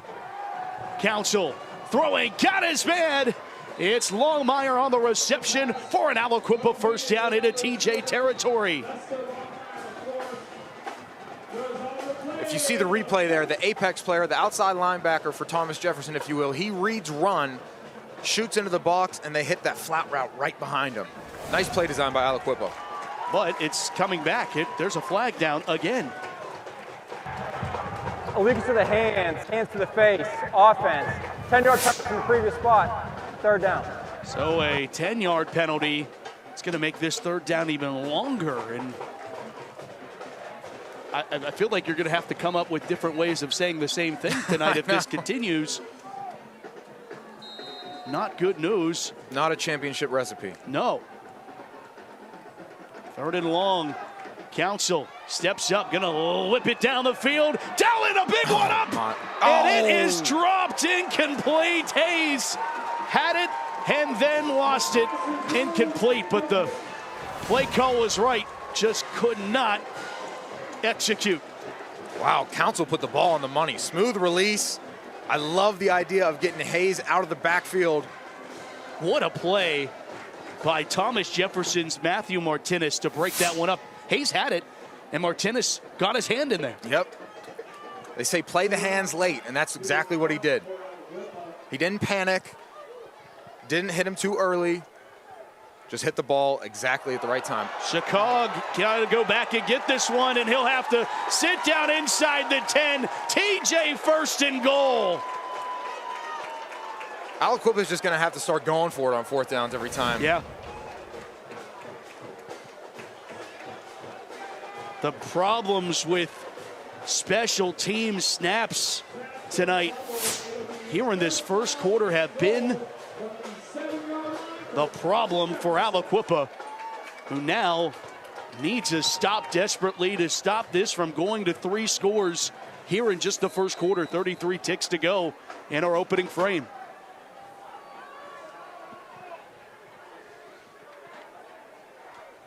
Eber avoids 1, avoids 2, and can't avoid the 3rd. It's Larry Moon on the tackle for the Quips. Eber's not the biggest guy, but he's slippery, and he's tough to bring down. That's going to be the final play of the quarter. Thomas Jefferson trying to go back to another championship. Aliquippa trying to do the same. Jaguars have the 14-0 advantage in quarter number 1 of our Steelers High School Showcase Game of the Week. We come back for quarter number 2 here on KDK Plus. In a world of big corporations and interpersonal experiences, there's something truly special about family-owned businesses. For over 70 years, the Mike Kelly Automotive family has been serving the community with integrity, honesty, and a commitment to putting families first.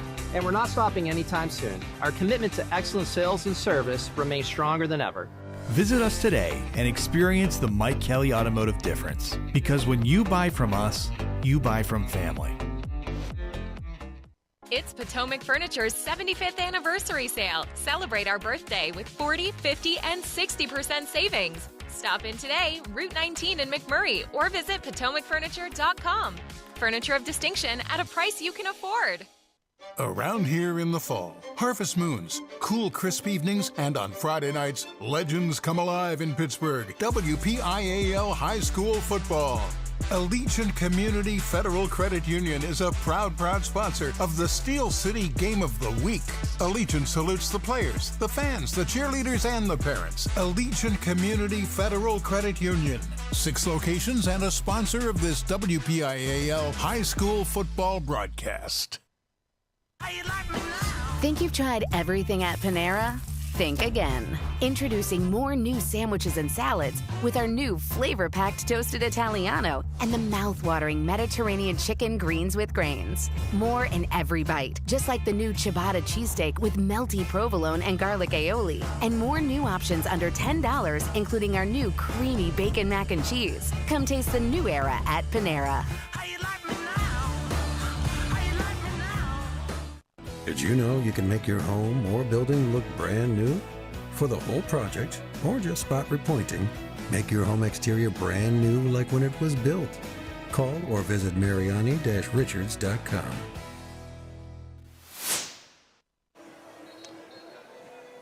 Second quarter action here from Thomas Jefferson from Chartiers Valley in the semifinals. Thomas Jefferson trying to punch in score number 3 as the second quarter opens. With great field position. Boy, TJ started that last drive, at the 26-yard line, 24-yard line? And now they get better field position. Now second from the 6. Convoy pushing. And they're going to say he's short. Down at the 1 for Tyler Eber, trying for touchdown 26. and that would really put this game in a difficult position for Aliquippa. We talked about every drive almost that they don't want to have to be forced to throw the ball consistently. They're not used to coming back from a deficit. TJ inside the Allegiant Community Federal Credit Union red zone. Eber, one more time. Touchdown, Jaguars. Second touchdown of the night for Tyler Eber. And TJ up by 3 scores.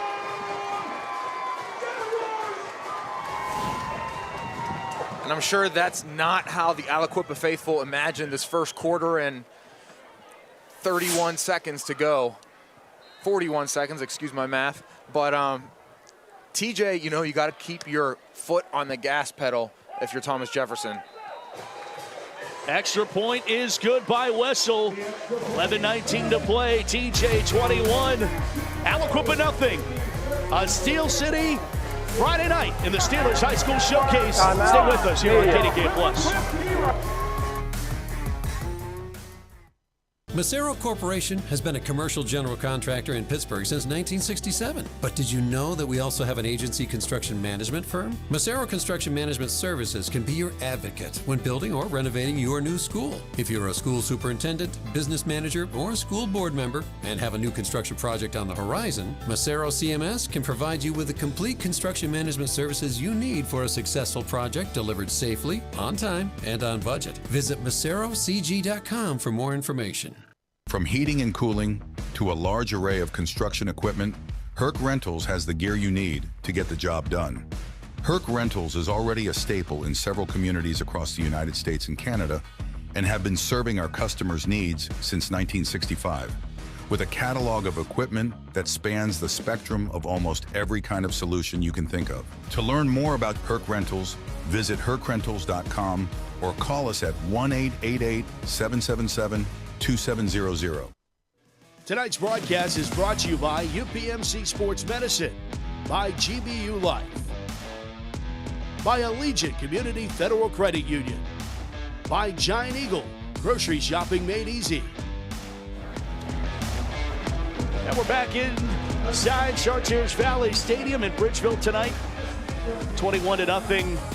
Thomas Jefferson leads Aliquippa in our Steelers High School Showcase Game of the Week.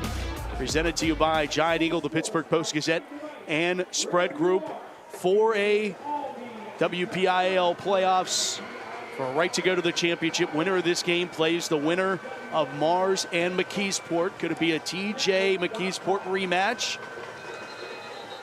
Mars and Aliquippa played each other earlier this year as well. Quip's getting the best of the planets.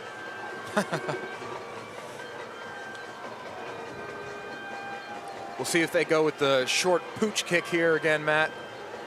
Seemed to put Aliquippa back deep in not so good field position last time, so.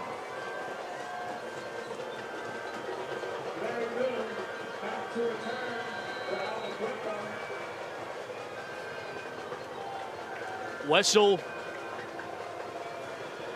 to kick. And he'll just put a boot into it. At the 7. Walker. Well, ball almost came out there. Aliquippa shy of the 20. Now they get it up to the 25-yard line. Take a look. JP, this feels like playoff weather. It's not 69 degrees. I promise you that. I promise it's not 69 degrees. You're right. It's not 334 either. But who's counting? It was 69 at 3:30 here, apparently. Yeah, in July. First down at 10 for Aliquippa. Know the Quips to try to get a quick strike here and get back in it. Hayes to the ground game for 2. Yeah, the best plan to get back in this game quickly is to feed Tyke Hayes. Yeah. But that's exactly what Thomas Jefferson is expecting them to do. We talked about pregame. A role player needs to step up. Will it be Larry Moon? Will it be Senior Brooks? Somebody needs to make a big play while all the eyes are on Tyke Hayes. And Marquise Council doused something up at the quarterback position. Yes. If he can, we saw his arm motion, his ability to throw the long ball. Quips could certainly use one of those here on this 2nd down and 8. And he'll go to the pass, throws, completes to the far side.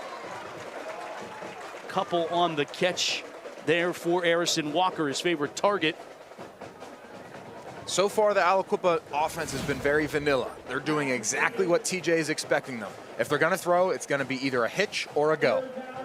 And if they're going to hand the ball off, it's going to be to Tyke Hayes. But talking about the wind there. He's easier to stop, when you're talking about it instead of executing it. All you need to do is stop one of the best running backs ever in this WPIAL as he approaches 7,000 yards rushing on his career.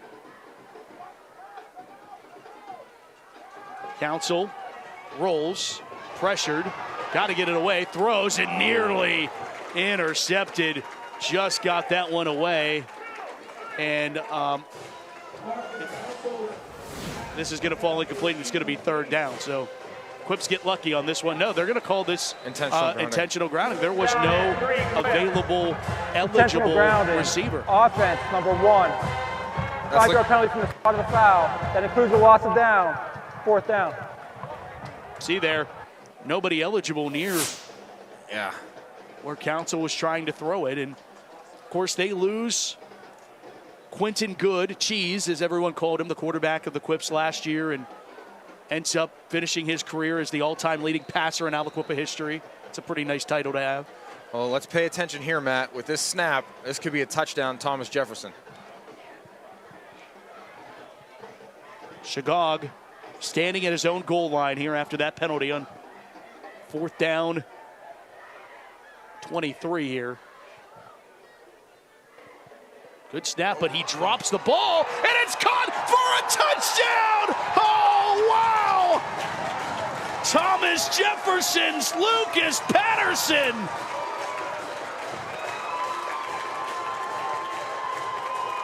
Special teams coming up clutch again for TJ. And you called it, JP. I know. Oh, it's unfortunate for Aliquippa. That is what Thomas Jefferson does great. That's why they're such a good program. They don't shoot themselves in the foot. They're great on special teams. Not many penalties. They play clean, smart football. And Aliquippa hasn't done that so far tonight.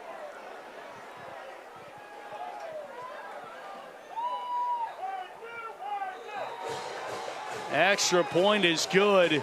Wessel makes it 28-0. And for all the talk and hype, this may be the most unexpected result. And these battle of titans, Patterson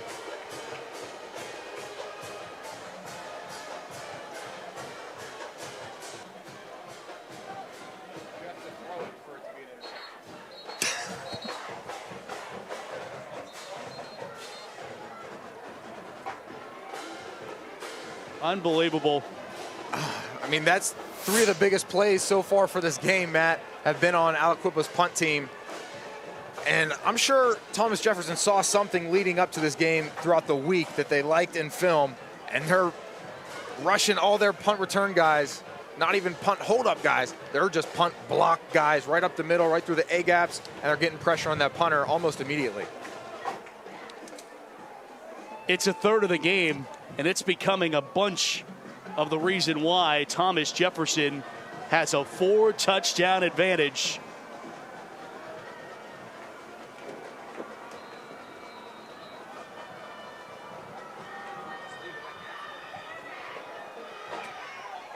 Slides down, that's down.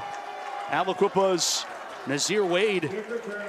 He falls down and he is down, so that is where the drive starts at the 18-yard line for Aliquippa. Aerial coverage tonight brought to you by GBU Life. Protect what matters now. Beautiful shot of Chartiers Valley High School's athletic complex here. New turf, new press box, new video board. Great atmosphere here at Chartiers Valley. Athletic Director Zach Hayward doing a great job. Former head coach at Blackhawk, played at Blackhawk. Then, if you recall, JP, there's no foul on the play. First down. When we were starting our showcase last year, Hayward was the coach at Blackhawk and then had taken this athletic director job here at CV. High throw, and oh man, a dangerous one there that goes incomplete. Closest one to the football was wearing black and gold. That's Nathan Ferguson. Now, these next two plays are so important for Aliquippa to not get a penalty, because the way their punt team has been, I would not take another chance of trying to punt the ball. It's almost a given turnover every time so far. But it's 4-down territory no matter where you're at on the field. No doubt.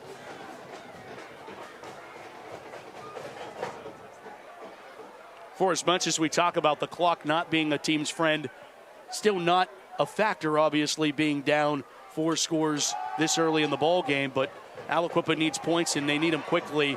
Council throwing a deep ball, and it is caught! And there it is, Harrison Walker climbing the ladder and going up and getting that one. A dart from Council. Wow, that ball felt like it was up in the air forever. Harrison Walker did a great job tracking it. Aliquippa's offensive line gave Council all the time in the world. And the scramble drill is so hard to defend. You know, you can't cover your guy for 15 seconds. Sure. 44 yards on the passing catch. Biggest play of the day for the Quips, who have a 1st and 10 at the TJ 38. Back to pass. Council with some pressure. Looks, throws, and he threw it right into the offensive line or defensive lineman's hands. It goes incomplete. Disrupting that one is Shep Turk, a senior headed to the University of Pittsburgh. That's a big kid right there, getting his hands up. Love to see that as a defensive lineman. It'd be hard for him to make that tackle in the open field. We're talking about his size, JP, 6'5", 280. Made a verbal commitment to Pitt back on May 13th. Also had offers from Bowling Green, Buffalo, Temple, Navy, Boston College, among others.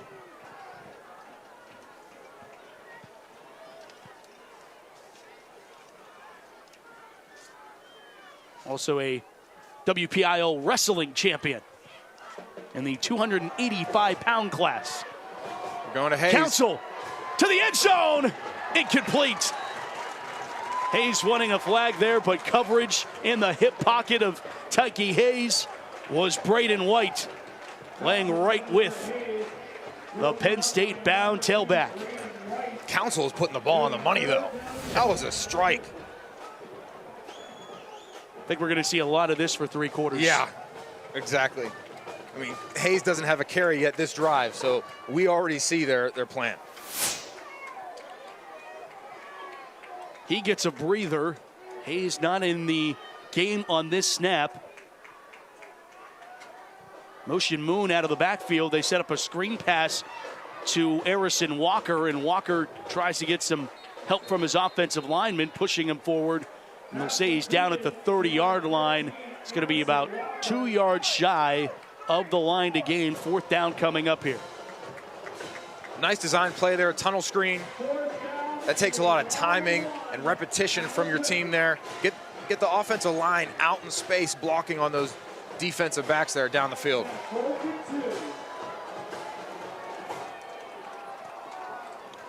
This is really their first 4th and manageable, man. Everything has been 4th and 10 plus for Aliquippa so far.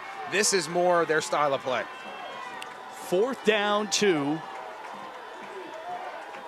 Also have kept the penalties to a minimum on this drive. Full house backfield. They give it off to Brooks. Brooks is stopped and denied. Thomas Jefferson, the Jags defense, comes up big.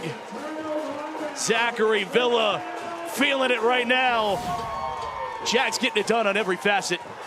They go a full house, power formation, and running Brooks. You'd love to see Tyke Hayes in the game and get the ball in the most important down for Aliquippa so far tonight. And he didn't have a chance of getting the 1st down. That play was stopped with penetration before he even got back to the line of scrimmage, I believe. So TJ up 28-0. gets the football again, and Tyler Eber gets the play action. Costco trying to add, and it gets knocked away, and they roll incomplete. Wow, I thought the ricochet might have gone right into the hands of Khalil Good, intended for Braden White, but instead, incomplete is the rolling here. I thought that was an interception too. I think it was. Did it kick off the back of his heel? I'd love to see another look at it if we could.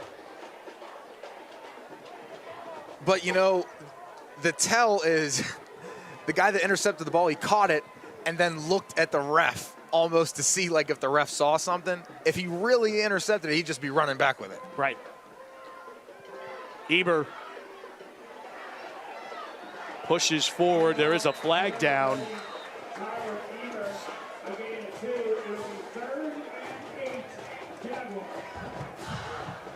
Personal foul, face mask, defense, number 29. 15-yard penalty from the end of the run. Next, first down. Another penalty on the Quips. Going to give TJ a first down. 7:32 first half for a semifinal. Aliquippa trailing Thomas Jefferson 28-0. And giving them a free 15 is not ideal.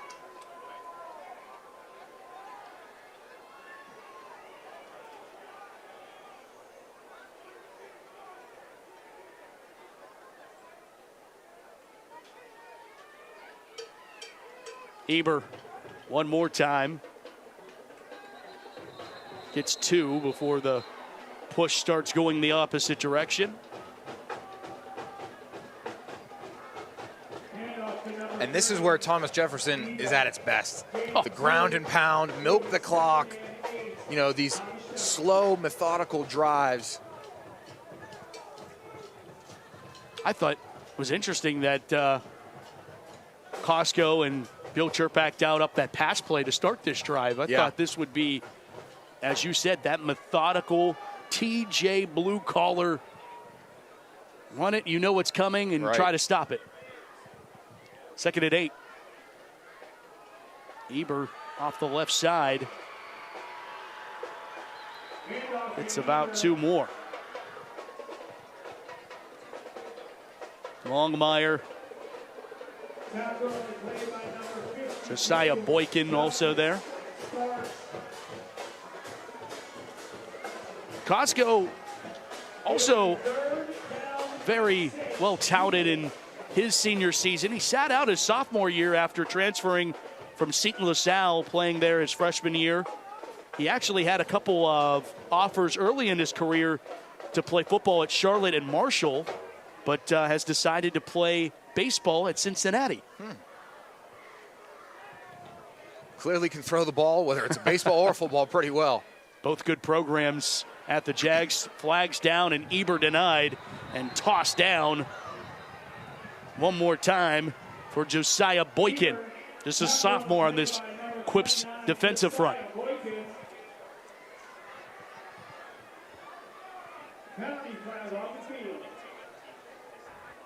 Illegal formation, 5 players in the backfield, offense. That penalty's declined. Result of the play, 4th down.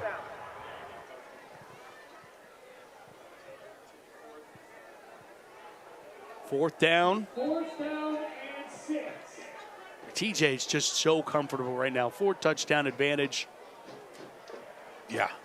But they're still going to play the field possession game and position game. Bring out Wessel to punt this one away on 4th and 6. That's the correct move, and try to make Aliquippa go the length of the field, which they haven't been able to do so far tonight. Wessel puts this one on a line to the 19-yard line. The punt is muffed. And did he get back on it? I believe he did. Dangerous play there for Larry Moon. Take a look at how the standings broke down for TJ first. They win another conference championship. That's Bill Chirpak's 23rd conference title in 30 years. Do they even celebrate those at TJ anymore? I can't imagine. They might go in a closet somewhere. And for Aliquippa, they technically co-Parkway Conference champions after West Allegheny beat Montour in the final week of the regular season. You see there all of those 3 teams finishing 4-1, and man, Parkway was the haves and the have-nots. You either finished 4-1 or 1-4. Here's Council throwing immediately, feeling pressure, did good, but Good shakes away, gets the first down. Boy, it takes 4, 5, 6 more jerseys to get him down, as finally Kane Egerton brings him down. And that's a far throw from opposite hash to the outside numbers on the other side of the field. If Thomas Jefferson would just take away that cushion from their corners on the receivers, then Aliquippa wouldn't be able to throw that free access pass. Farrison on the tackle. 1st and 10, ball at the 33. Council looks to the other side, kind of the same route. This time it's completed to Larry Moon, and Moon squirts away for another first down. This first down brought to you by Kelly Automotive.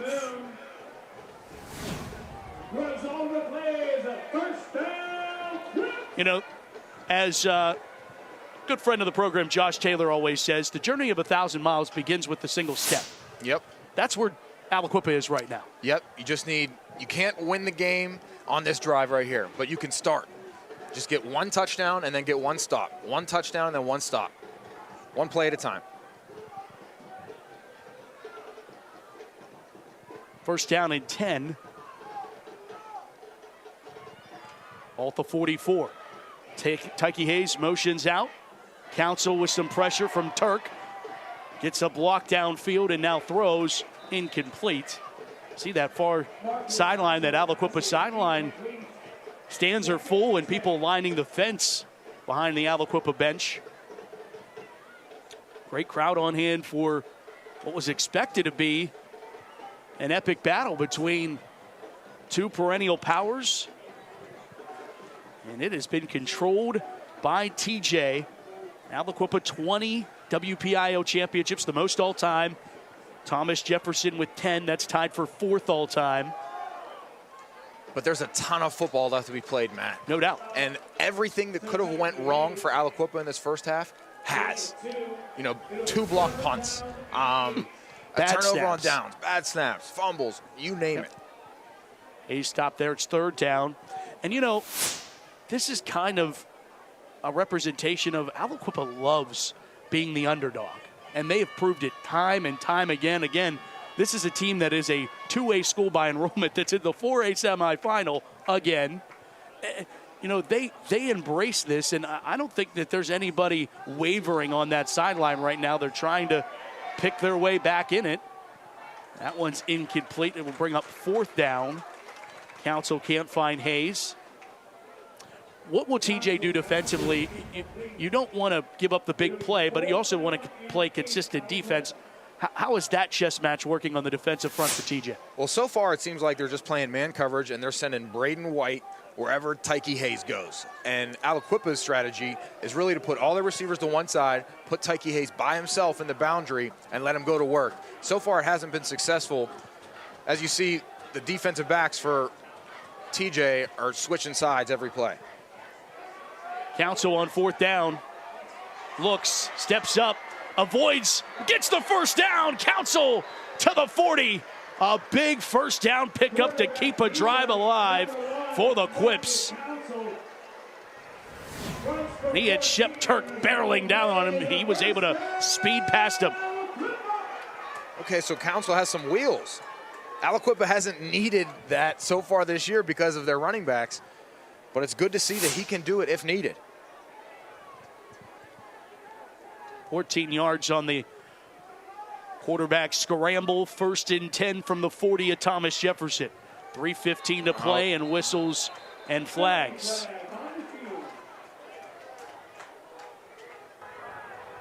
Full start. Offense, number 39. 5-yard penalty. First down. 5 yards, marches them back to the 45-yard line.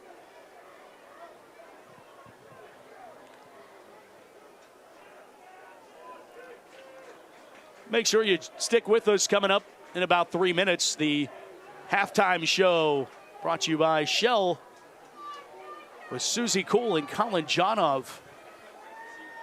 And featured at halftime, Carlos Zofko, top 10 plays on the showcase this season. Touchdown. Council dialing one up for the end zone, in and out of the hands of Larry Moon. And he had it. Oh, what a throw again. He was open. Oh.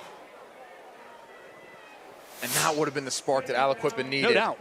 They've had a few long bomb drops now. Yes. Council's doing his job. I'm really impressed with what he's been able to do with his arm, and he's putting it there. It's just teammates need to step up and make a play here. Second down, 15. Council, this time rifles one, and it's caught. Harrison Walker on the reception. That would have been an impressive catch by Moon, though. Over the shoulder like that. Would have loved to see Council put it a little bit more towards the field where he was running so he didn't have to almost look straight up and watch it drop in over his shoulder. Yeah, and you look up into these light poles. These are those new lights. They are bright. Yeah. If you lose a football in there, I could see where that could catch somebody up. Third down, 9. Completed here to the near side numbers. Antonio Reddick on the reception. Bring fourth down and 2 at the 32. That's Jared Beacoat, the junior, on the tackle for TJ.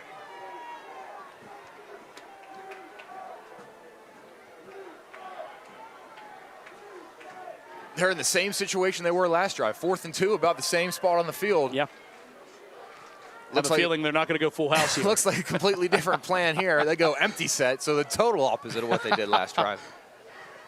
A little bit of confusion here. Play clock down to 7. And TJ is going to take a timeout. Thomas Jefferson. Bill Second Cherpak timeout half. burns one here. And, you know, the other thing that storyline coming into this game is the coach that's a first ballot Hall of Famer in the WPIL, Bill Cherpak, in his 30th season, 321 wins coming into tonight. That's third all time, just behind guys that, if you know WPIL football, you'll recognize the names, Jim Render and Joe Hamilton. Render with 406 wins, Joe Hamilton with 342, so just 19 wins away, Bill Cherpak, from tying Hamilton at 2. As we take a look from scores around the WPIL playoff action, Upper St. Clair leads Penn Hills 7-3. Bethel Park all over Woodland Hills 26-7. Woody High out without their starter and their backup quarterback. Oh, they're down to their third. They're going Wildcat with Scoop Smith. You remember when we saw them? Yep. How about McKeesport leading by 14 over Mars, 21-7. Fort Cherry leads 14-12 over Cornell in the single A matchup. And these are all at halftime, by the way. South Park leads or trails Mohawk 9-6 in a close one in single A. South Park, the 2 seed, Mohawk the 7. On fourth down, Council will keep, and he gets the first down and more. There goes Council, and he runs out of bounds inside the 10-yard line. And I'm looking backwards because everybody else is. Is there a flag They're in the down? wrong. Yes. Block in the back. Offense number 14. 10-yard It is penalty. another penalty for Aliquippa. Aliquippa, first down. Oh, that's unfortunate. People wanted holds there on the edge, and the block in the back by Khalil Good, it was so unnecessary. It didn't need to happen. Council had the first down already, no matter what, and that just cost them about 20 yards as a team right there. That's their 9th penalty of this half. But great play call by Aliquippa there. They go empty set. I expected the quarterback draw. I should have said it. Okay, Tony. Council to the end zone. Back shoulder. Incomplete. Caught but ruled out of bounds. intended for Khalil Good. Let's see if the Zebras got it right. They go fade ball into the boundary, trying to take a shot and score quick. Nailed it. Great call. Great job by number 20, Jarrett Bacote, pushing the receiver out of bounds while he's in midair. They used to have the push-out roll, remember? Right. Push him out, he still rolled in. Yep. That was kind of a silly roll, right? Yeah. As they jump up, you can catch him and then just walk him out of bounds.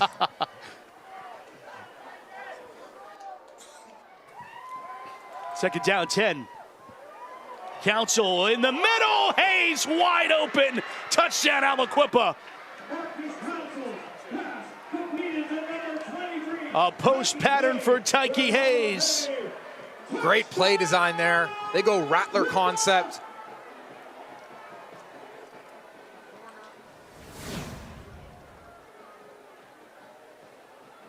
Okay, right here, take a look at Tyke Hayes in the backfield. They want to get him in space. Play it. They run T-shoot. The corner route by Larry Moon at the top takes the safety out of the picture, and Tyke Hayes is wide open in the middle of the field. And that extra point finds its way through the poles and good by Walker. So 55 seconds, and Aliquippa did what they needed to do, which was get on the board, and they do it with Council finding Tyke Hayes. Great play concept there. That's a cover 2 beater. They took both safeties out of the picture by running smash on both sides, which is a hitch and a corner. And then the middle of the field was wide open, and there's no linebacker in the Whippeal that can run with Tyke Hayes up the middle of the field. Hayes' 15th touchdown of the season. Cuts the TJ lead to 21. And remember, Aliquippa will be getting the football to start the second half of play.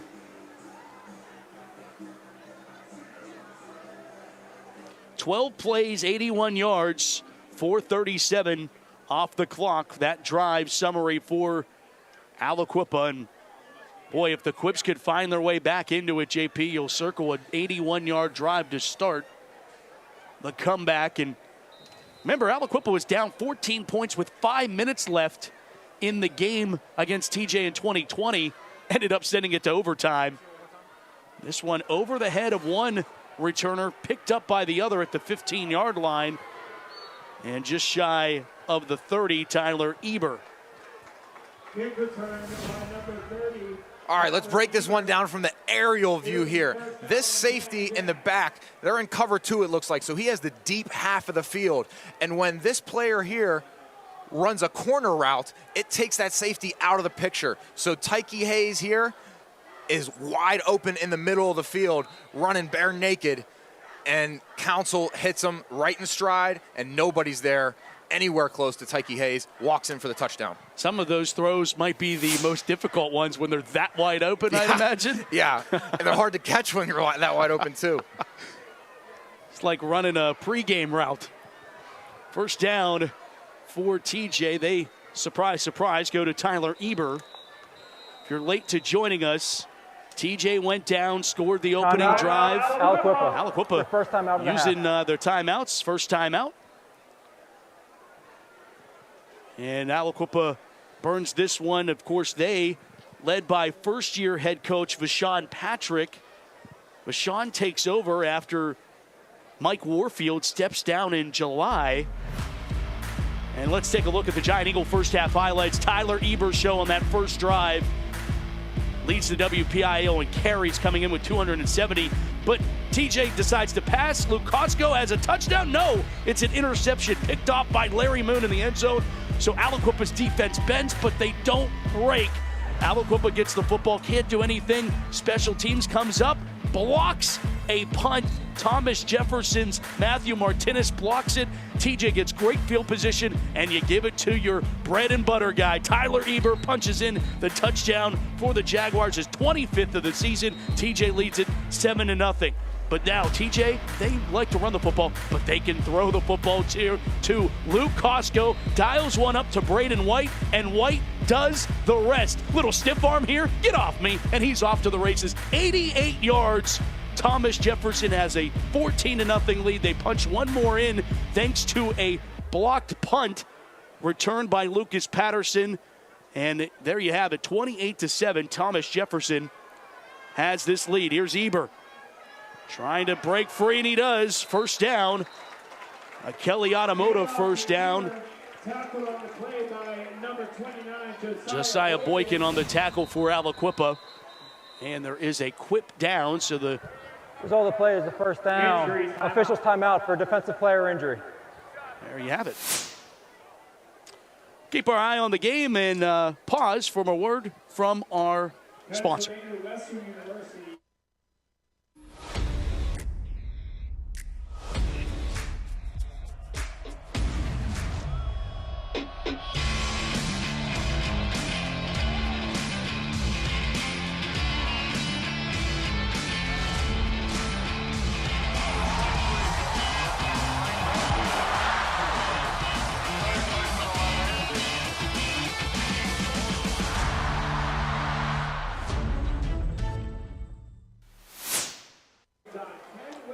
Miles Green is the down Aliquippa quip that is being helped off right now by the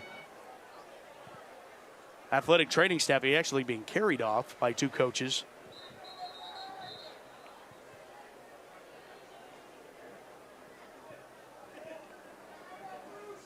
Aliquippa, one of those teams, you know, you could just stare at the rosters for 2 seconds and realize the difference just in depth. You can look at the sidelines and see the depth difference. Eber, one more time. Yeah, to the 45. And Thomas Jefferson's game plan is they have to win in the trenches.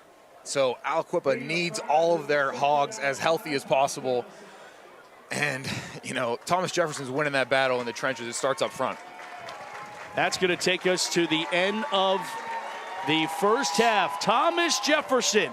The Jaguars have won the 2 previous meetings against Aliquippa, both in championship games. And TJ trying to make it a third. The first half of football belongs to the black and yellow of TJ, leading it by 21, 28-7. And Bill Chirpak down with Susie Cool now. We'll go down to them. Coach, you talked about Aliquippa's ability to make big plays. Where are you keeping those best at bay tonight? You know, we're just trying to keep them in the pocket, and in terms of running, not letting them bounce outside, just not giving them a lot of space. Coming out at halftime, off so far. Where can you continue to be the most effective offensively? I think we run the ball well. We obviously made some big plays in the pass game, so if we keep mixing it up, you know, that's what we got to do. Thanks, Coach. Matt? Thanks, Susie, and thanks to Coach Chirpak. I know Bill is stoic, even with the 21-point advantage, and certainly will have adjustments at the break. It is halftime here at Chartiers Valley. Coming up next, the Shell Halftime Show. We continue our coverage of WPIAL playoff football tonight on the Steelers High School Showcase Game of the Week, presented to you by Giant Eagle, the Pittsburgh Post-Gazette, and Spread Group, and it continues on KDKA Plus after this.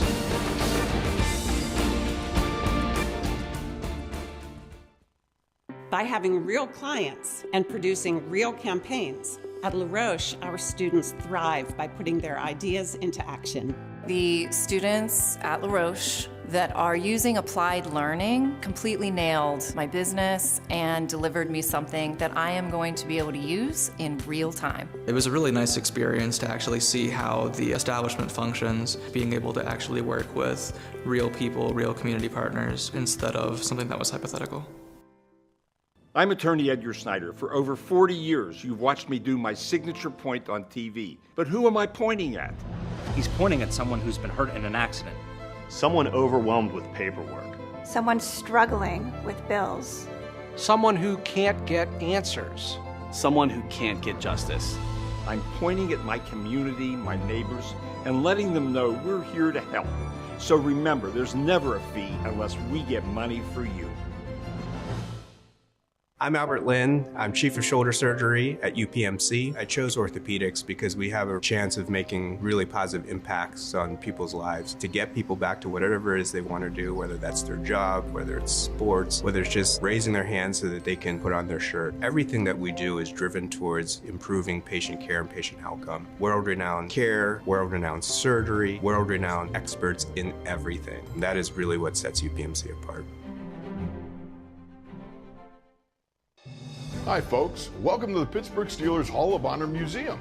Thanks. They really wore that back then, Grandpa? Yeah, they really did. Playing back then was tough, believe me. Now this is the best era.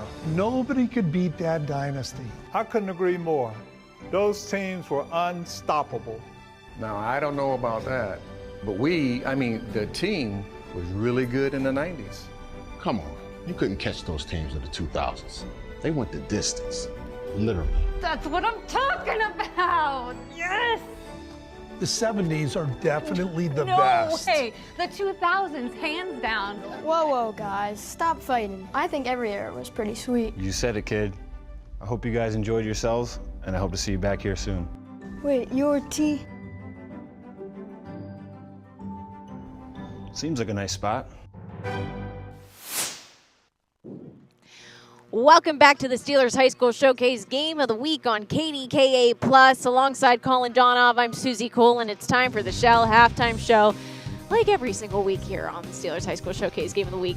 It's the 4A semifinals at Chartiers Valley High School. Thomas Jefferson up 28-7 over the Aliquippa Quips at the half.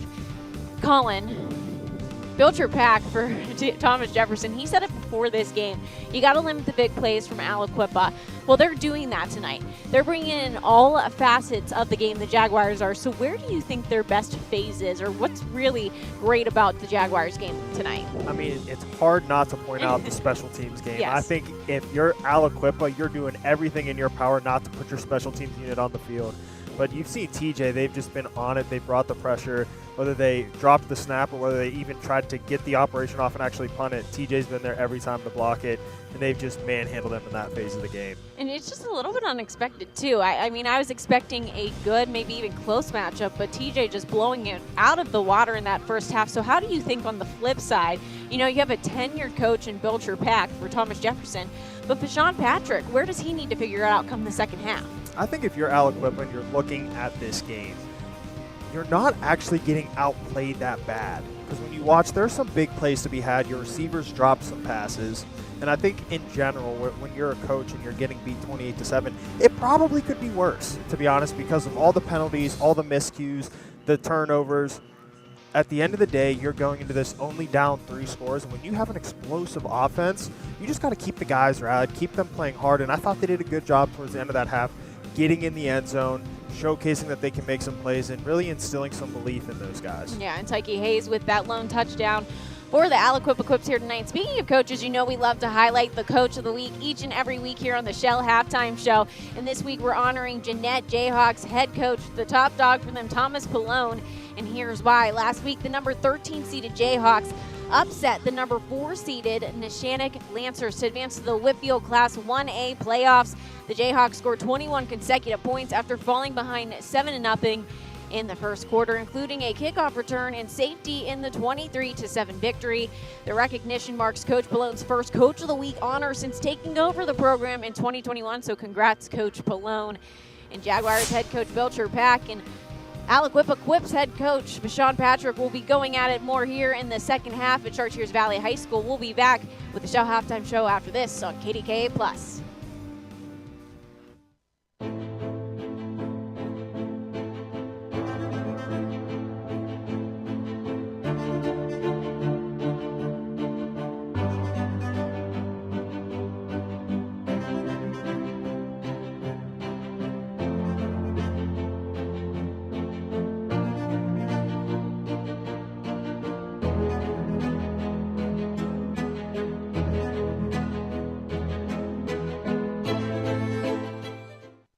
The build.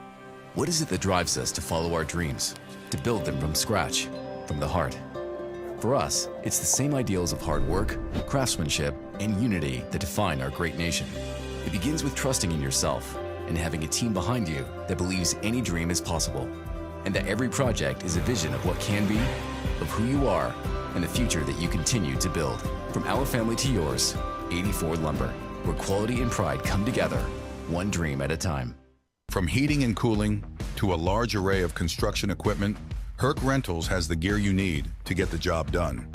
Herc Rentals is already a staple in several communities across the United States and Canada and have been serving our customers' needs since 1965. With a catalog of equipment that spans the spectrum of almost every kind of solution you can think of. To learn more about Herc Rentals, visit hercrentals.com or call us at 1-888-777-2700. You've got dreams, might even be something big. Imagine what you could do with the right solutions. Secured against evolving threats and set up to make the right decisions faster. At Acrisure, we help protect and grow everything you've worked so hard to build. We are the brightest people using the best of technology. We are an extraordinary advantage for you. We are Acrisure. Around here in the fall, harvest moons, cool, crisp evenings, and on Friday nights, legends come alive in Pittsburgh. WPIAL High School Football. Allegiant Community Federal Credit Union is a proud sponsor of the Steel City Game of the Week. Allegiant salutes the players, the fans, the cheerleaders, and the parents. Allegiant Community Federal Credit Union. 6 locations and a sponsor of this WPIAL High School Football broadcast. Welcome back, everybody, to the Shell Halftime Show on KDKA+. We're in Bridgeville, Pennsylvania tonight. It's the 4A semifinals between the Thomas Jefferson Jaguars and Aliquippa Quips. The Jaguars up 28-7 over the Quips at the half. And while there's some beautiful sights and sounds here in Bridgeville tonight, Colin, I know that you enjoyed the sights and sounds from last week. Being an alum from Franklin Regional, that 17-16, a sneaky win over North Hills. So let's take a look at last week's sights and sounds. We're coming to you from Martirelli Stadium in North Hills. It's first round action of the WPIL playoffs in Class 5A as the Franklin Regional Panthers take on the North Hills Indians. Just the torch being passed down generation to generation, and a deep ball here that's caught and going all the way to the end zone for the North Hills touchdown. Stephen Murray. McCarthy finds Murray for the Indian touchdown, 72 yards. Strike up the band, touchdown Panthers. Landon Roberts called it. Panthers on the board. Out of the hold of Mocharko. It's good. 0-3 is Lemke throws and it's intercepted. What a catch! On the interception. Thought about Lewis, slant route. North Hills back in front on a big play again from Stephen Murphy.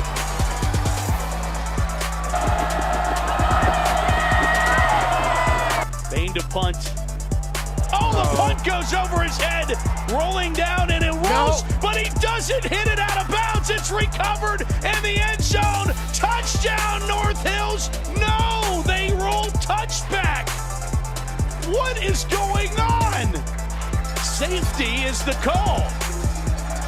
Quickly to the line. Back to pass. Pop pass. Got him open. Caught for the touchdown. Hold Davola.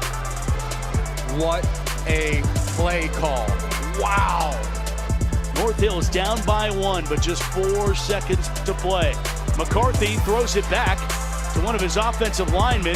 That offensive lineman laterals it back to another offensive lineman. There's a flag down. Laterals it back to one of the tailbacks that rolls around. The ball's loose. And what are you doing next Friday night, Franklin Regional? You're going to Gibsonia. Franklin Regional comes into Martirelli and gets the win in the first round of the postseason.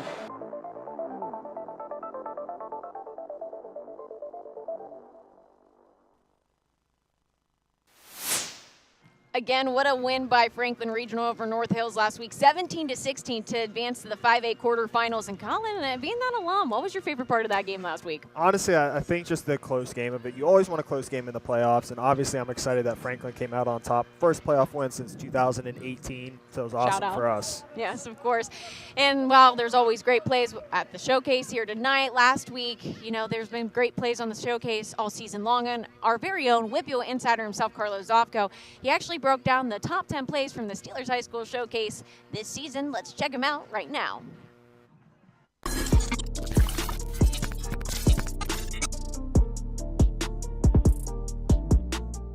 Welcome back to the Halftime Show. It's your host and WIPIO insider, Carlos Zofko. We've been giving you the top 10 plays of the week all year long. This week, we are going to give you the 10 best plays from your high school showcase games of the week. This one was a fun one to put together. Let's take a trip back to memory lane.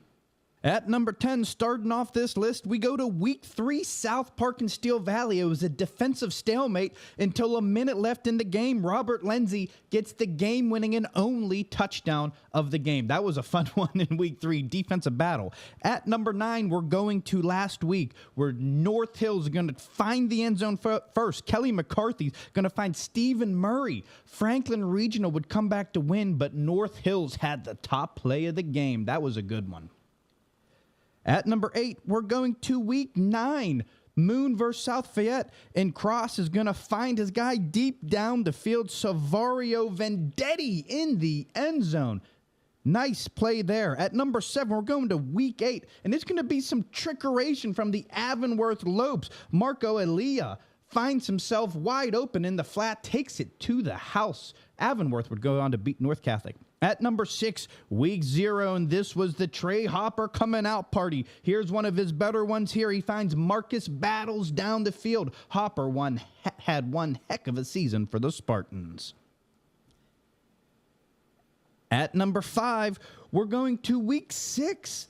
Thomas Jefferson versus Trinity. It's going to be Luke Costco finding his guy Braden White, who plucks it out of the air and takes it to the end zone. White was unstoppable that night. We're going to see another angle here where you see almost was a pick. White plucks it, takes it to the house, and it was all Jags in Week 6. At number 4, going to Week 7 single A battle. Fort Cherry versus Bishop Canavan, and Matt Sig was spinning and winning all over the place. Sig, the Penn State commit, spins and finds the end zone to tie up this game. Fort Cherry would go on to take the lead and win it later. But as you can see, Sig right there, a nasty spin move that gets to the house.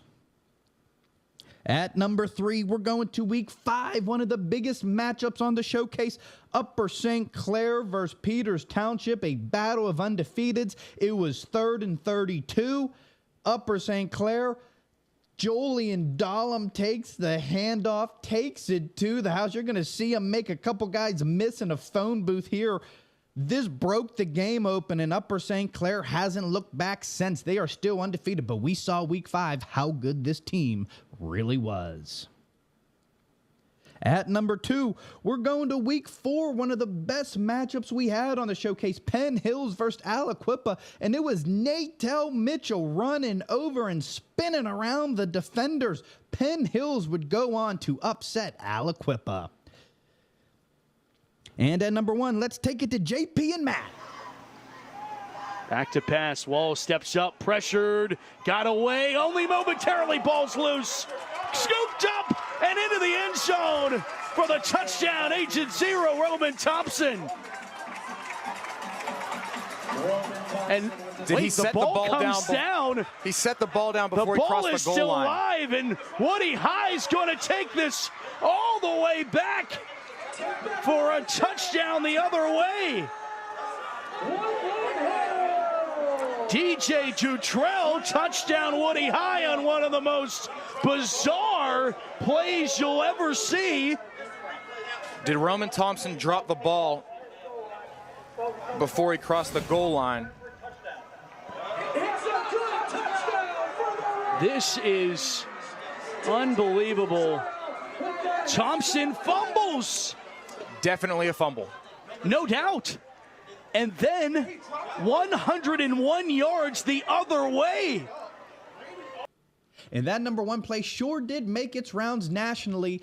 That was easily the most viewed play of the entire WPIAL season, and we had it right here on your KDKA Plus Game of the Week. That was fun to take a trip back down to memory lane. We had some big-time moments and big-time games all year long. Keep it tuned in right here for the second half. I'm your host and WIPIO Insider, Carlos Ofco, and I'll be seeing you later.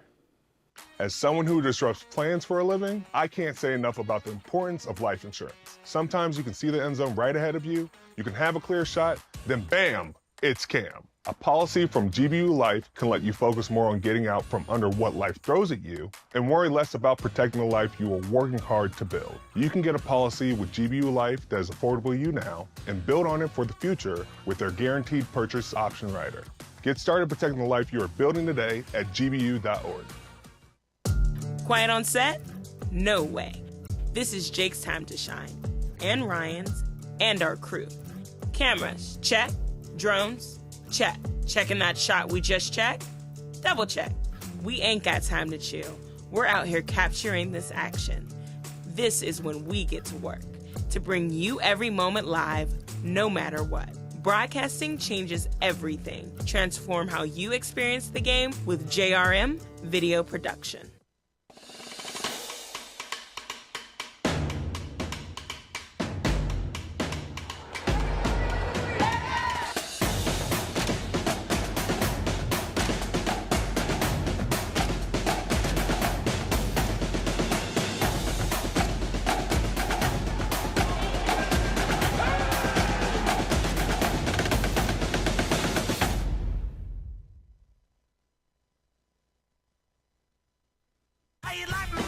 Think you've tried everything at Panera? Think again. Introducing more new sandwiches and salads with our new flavor-packed toasted Italiano and the mouth-watering Mediterranean chicken greens with grains. More in every bite, just like the new ciabatta cheesesteak with melty provolone and garlic aioli. And more new options under $10, including our new creamy bacon mac and cheese. Come taste the new era at Panera. Want to get gear direct from the team? Shop all things black and gold at the official Steelers Pro Shop located at Acrisure Stadium. Get the latest sideline apparel and hats, jerseys of your favorite players, authentic memorabilia, custom gear, and exclusives you can only find here. Don't forget, you aren't game day ready without a terrible towel. The Steelers Pro Shop has everything you need to be part of the legendary Steelers Nation. Come experience the Acrisure Stadium shopping environment or shop online at shop.steelers.com. We're back at it at Chartiers Valley High School on the Shell Halftime Show on KDKA Plus. Thomas Jefferson up 28-7 over the Aliquippa Quips here at the half in the 4A semifinals. And now, Colin, let's take a look at these first half stats. I think the most shocking one that I'm seeing is that Aliquippa has 225 total yards and TJ with 199, but TJ's still out there just demolishing Aliquippa in that first half. Yeah, and that's what I was talking about on what Aliquippa needs to do in the second half is, look, they're not getting totally dominated. It's not like when you watch this game, it's like, oh, TJ's absolutely mopping Aliquippa. It's the fact that it's the turnovers, or I should say the bad play on special teams, and then the penalty yards. So if you're Aliquippa, you're like, hey, we outgained them in the first half, and we gave up big drops by our receivers and running backs. So we know that we can come out here and we can put together some drives in the second half to win the game. It's the 4A semifinals here in Bridgeville, Pennsylvania tonight. Second half action between the Thomas Jefferson Jaguars and Aliquippa Quips is coming up next on KDKA Plus. It's Potomac Furniture's 75th anniversary sale. Celebrate our birthday with 40, 50, and 60% savings. Stop in today, Route 19 in McMurray, or visit PotomacFurniture.com. Furniture of distinction at a price you can afford. In a world of big corporations and interpersonal experiences, there's something truly special about family-owned businesses. For over 70 years, the Mike Kelly Automotive family has been serving the community with integrity, honesty, and a commitment to putting families first. And we're not stopping anytime soon. Our commitment to excellent sales and service remains stronger than ever. Visit us today and experience the Mike Kelly Automotive difference. Because when you buy from us, you buy from family. Macero Corporation has been a commercial general contractor in Pittsburgh since 1967. But did you know that we also have an agency construction management firm? Macero Construction Management Services can be your advocate when building or renovating your new school. If you're a school superintendent, business manager, or a school board member and have a new construction project on the horizon, Macero CMS can provide you with the complete construction management services you need for a successful project delivered safely, on time, and on budget. Visit MaceroCG.com for more information. College isn't for everyone, but from pay to training to retirement, Pennsylvania Laborers Union members live better. PA Laborers Union offers a great wage potential of $42 per hour and terrific health benefits. Imagine having 0 student loans while receiving state-of-the-art construction training. Join the team and get mentorship and guidance from experienced members. Go now to LaborPARecruit.com for more information. My audience can put in an order and Spreadshop does the printing and sends it to anywhere in the world. It's like magic. It costs nothing to set up and there is no money out of my pocket. I set my own prices and make my profits after costs. I built my own brand, then started making money the first time I shared with my audience. Now all my followers are wearing my logo. Setting up your Spreadshop takes just a few seconds, and all our products are made in-house. You can trust your brand is in good hands. Start your own merch store today at Spreadshop.com. Did you know you can make your home or building look brand new? For the whole project, or just spot repointing, make your home exterior brand new like when it was built. Call or visit Mariani-Richards.com.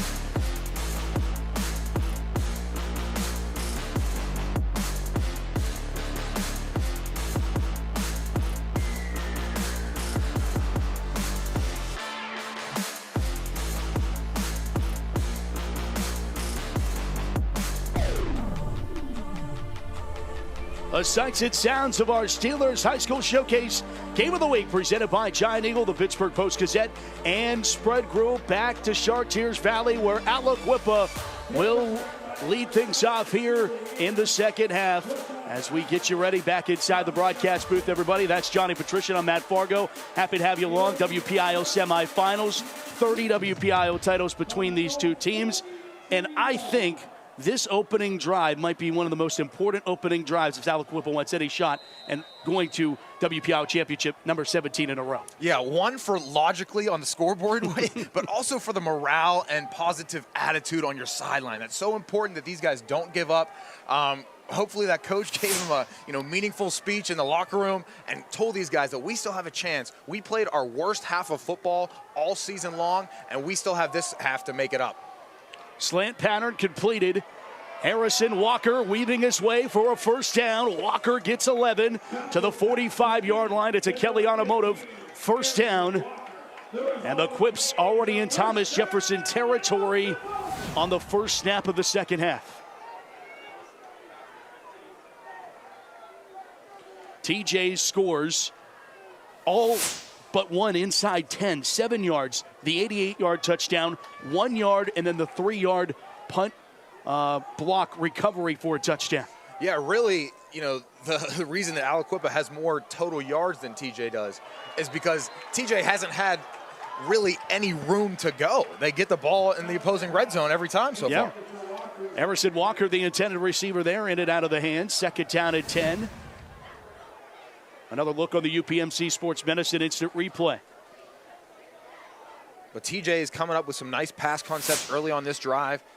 Clearly, they thought about their strategy and offensive outlook for the second half here to try to come back, and it is to attack through the air. Obviously, throughout the season, they had so much success on the ground, but because of the scoreboard, the clock is ticking, you can't run every play now. Hayes motions out of the backfield. Council looks, surveys, and can't complete his pass. Incomplete. It was intended for Quilio Good, and we'll go down to Susie Cool, who has an update. Thanks, Matt. Coming out of the half, Quips head coach Vashon Patrick said that the Quips need to execute better. They can't take as many penalties. They need to clean up their game, and they need to tackle better on defense. And also, Matt and JP, I did get an injury update on number 56, Miles Green, for Aliquippa as well. He will be out the rest of the game with a lower body injury. Matt? Susie, thank you. And, the same sentiment echoed from Vashon Patrick. They know what they need to do. And right now, it's play-by-play, and this play needs to be a first down conversion on a 3rd down and 10. Tyke Back Hayes. to pass. Steps up in trouble. Council evades. He'll throw down the far sideline. He's got Hayes. Hayes makes the catch inside the 5-yard line. 1st and goal. Aliquippa. Council weaving his way through defenders and able to find Tyke Hayes for a 44-yard pass and catch. Scramble drill there. We talked about it at the beginning of the first half. They put Hayes into the boundary, go one-on-one, and let him go to work. And their Council steps up in the pocket. Hayes, who really only ran a 10-yard out route, once he saw Council step up, bolted for the end zone, and it was the right decision. These Aliquippa passing big plays kind of remind you of a final play of a half or of a game. Yeah. Hail Mary types. Great job by Council there to keep his eyes downfield. A lot of young quarterbacks would just tuck it and run in that opportunity. Council turns around, hands it off, Tyke Hayes. Hayes on the right side. Hayes into the end zone. Touchdown, Aliquippa. And the Quips have scored 14 unanswered to cut the deficit to potentially 14 pending the extra point. We got a ball game here now, and that's exactly what Aliquippa needed, and I don't think that drive could have gone better. The first half couldn't have gone worse, yes, but that's how you start a second half.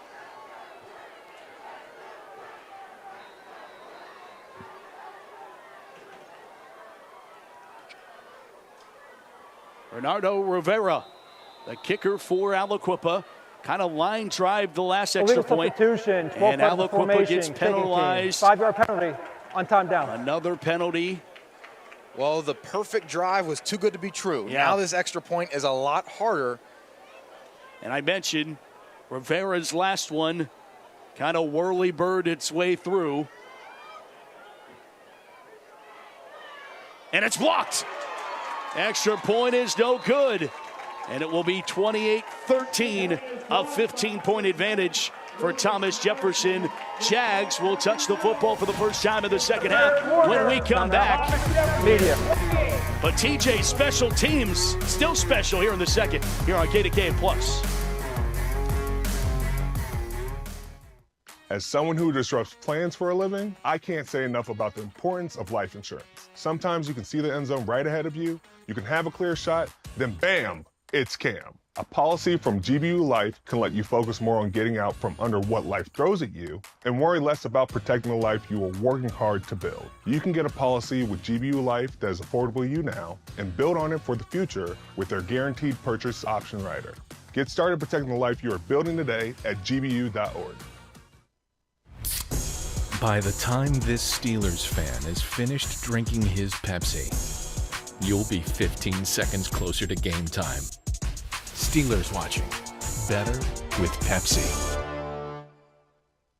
By having real clients and producing real campaigns, at La Roche, our students thrive by putting their ideas into action.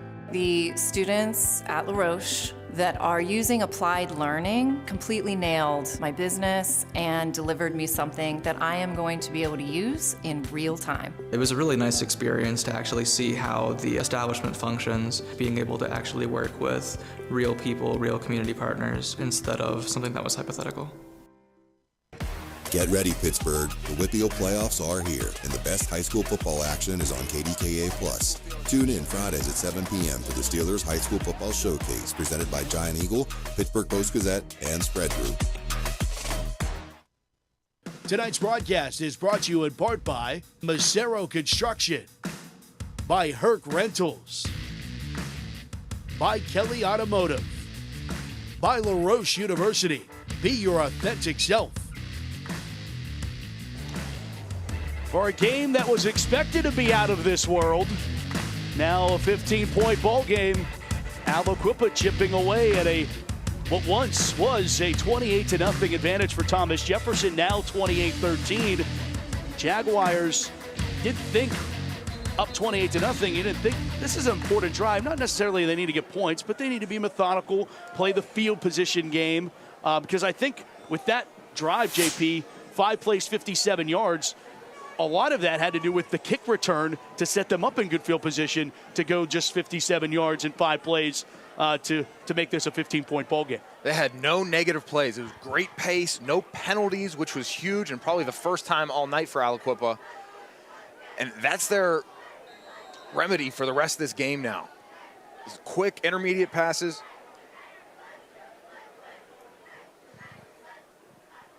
Line try bouncing at the 35, scooped up, or 25, scooped up at the 21, and then shoved out of bounds at the 30-yard line.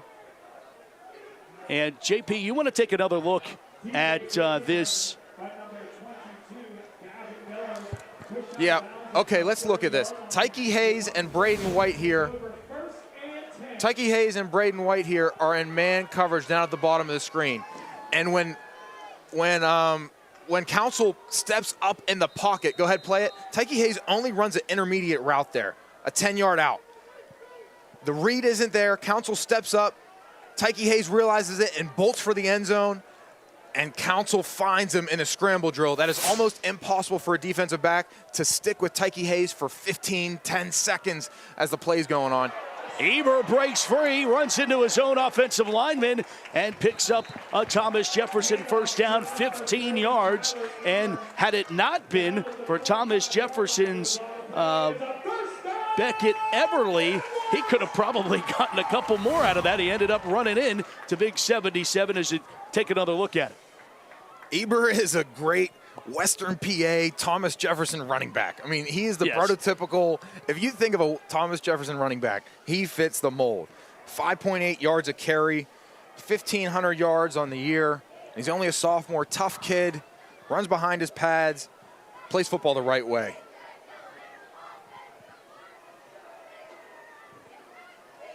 Motion out of the slot, and then they give it back to Eber, who's stacked up in the backfield this time. Aliquippa on the scene. Takoa Gilbert causing havoc there for the Quips. They're going to officially say back to the line of scrimmage, no gain, 2nd and 10.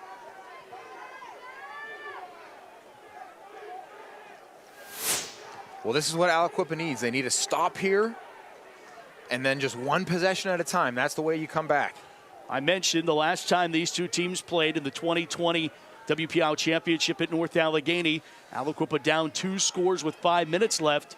Were able to rally to tie it, force overtime, and then inevitably fall in OT to the Jaguars. 2nd down, 10. White was the man in motion. Costco to pass. Looks near side. It's bobbled and nearly intercepted. Oh, Khalil Good almost got to it. It's 3rd down. And the Quips, you could start, they're smelling it defensively, trying to get this stop. A great play right there. Wow, by Khalil Good. Aliquippa is in man coverage. Thomas Jefferson puts Braden White at the top of the screen there.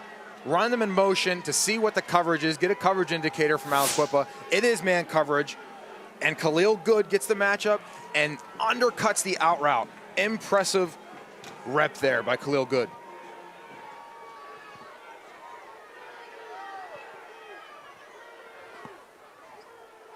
Third down, 10. Handoff, and yes, that was a collision. Oh my. 78 in your program, Devon Humphreys. Devin Humphreys comes up and just bear hugs Tyler Eber. Do you feel it? Do you feel the momentum shift already? Those people on the Aliquippa sideline are looking at each other like, hey, we got a chance here. JP, it feels like Western PA high school playoff football. And look at this. Punt that doesn't go well. It goes shanked out of bounds. And Aliquippa's going to get great field position and try to make this a 1-score game. And, you know, I have to imagine there's some that headed for the exits. It was 28-0. I'm sure, but that Aliquippa faithful, that sideline, those bleachers are still full over there. I mean, they've been to 16 straight WPIAL championships. There's no quit in this team, this city.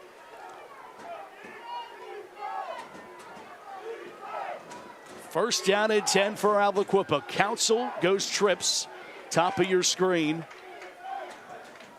Empty backfield, and he'll go back to pass. Throwing and just floating it out there too much on that one. Intended for Antonio Reddick, second down.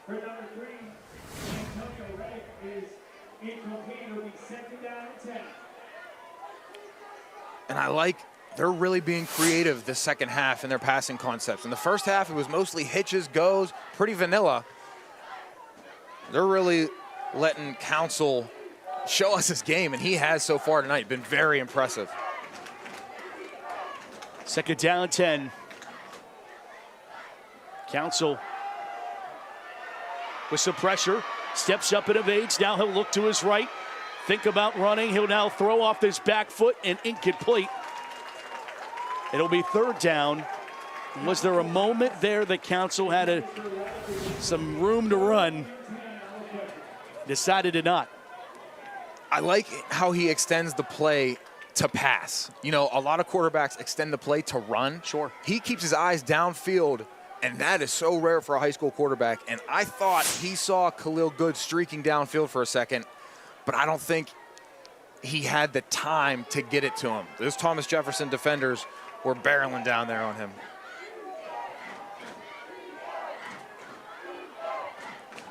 Third down, 10.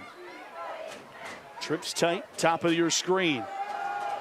Back to pass.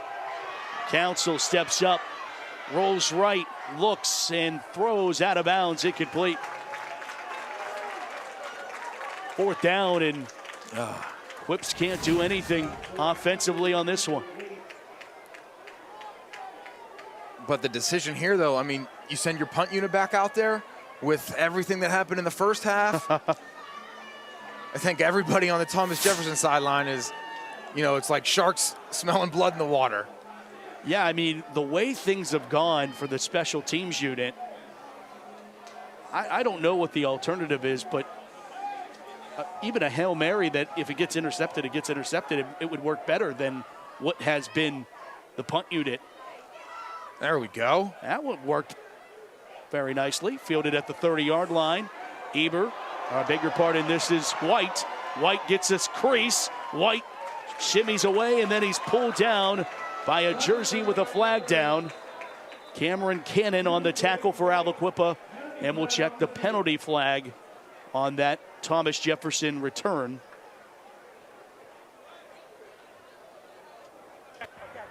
During the return, personal foul, illegal blindside block, return team number 3, 15-yard penalty, Thomas Jefferson's ball, 1st and 10. Thomas Jefferson, a rare penalty tonight.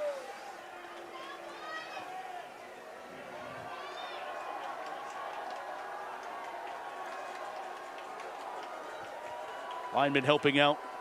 Another with their helmet paraphernalia.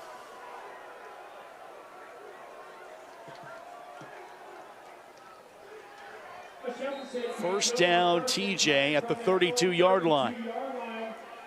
28-13 with 7:30 to go in the second half of football.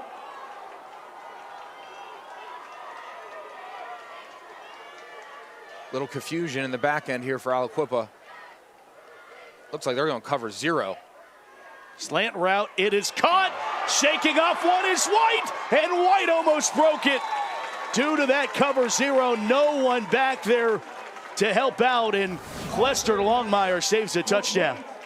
Yes, he did, and that cover 0 is risky. You're really putting your corners on islands out there, and something as simple as a slant, you could take it 70 yards to the house. That was 25 and a TJ first down. Kelly Automotive brings you first downs all season long here on the showcase. 1st and 10, TJ operating from the 43-yard line. I formation for Costco.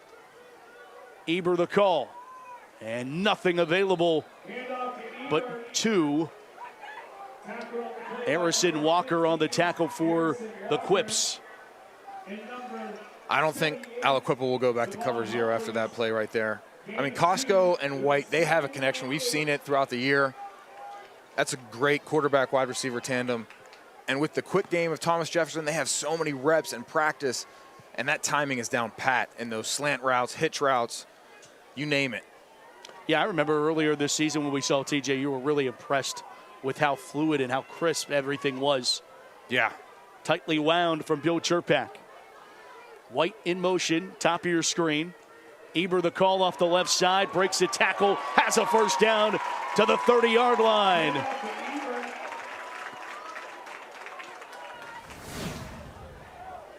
And this is the drive that Thomas Jefferson is using as a statement. They're saying, Aliquippa, you think you're getting back in this game? They're trying to shut the door on that possibility.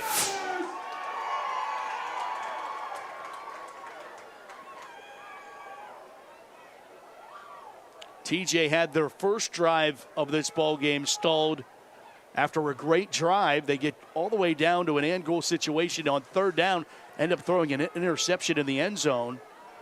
But that did not hurt the Jaguars. They were able to convert a touchdown on the next drive. 1st and 10 now from the 30. Eber the call. And he'll pick his way for 3 on first down.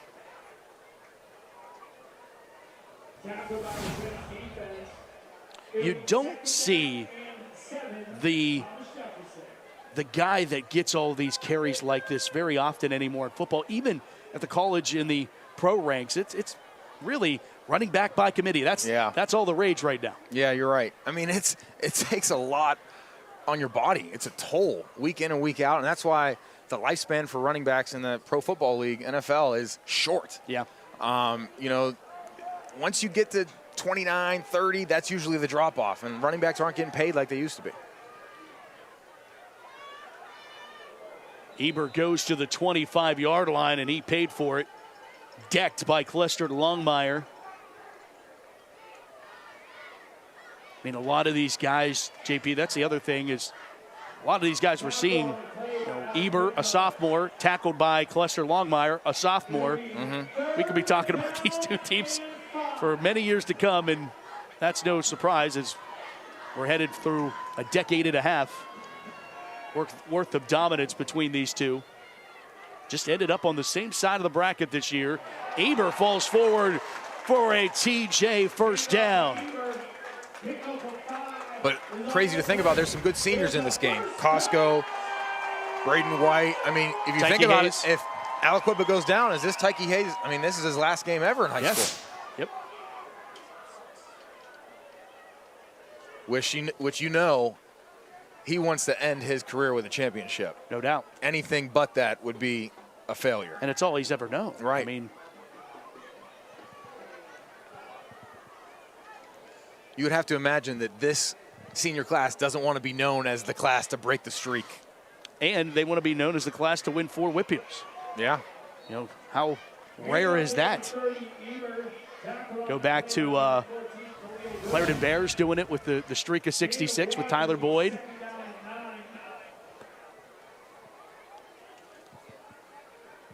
You know, the last time Aliquippa didn't make it to the WPIAL finals, the year was 2007.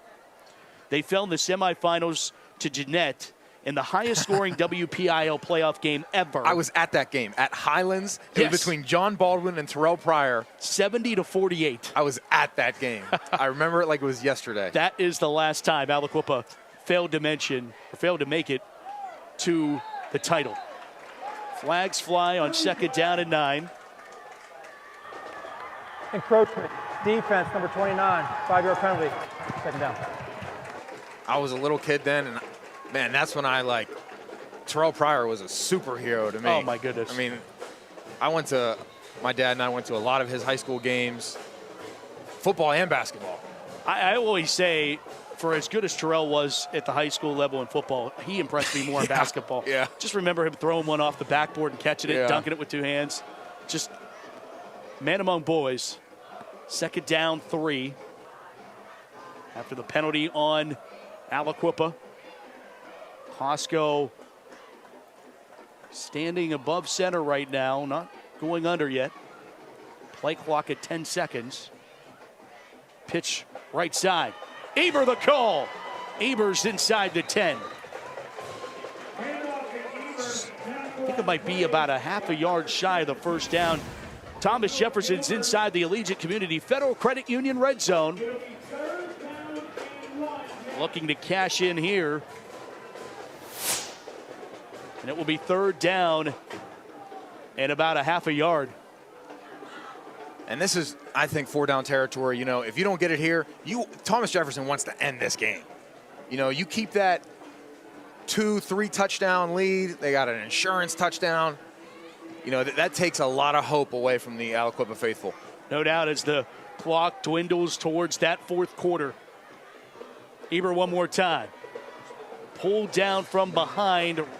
Should be 1st down yardage.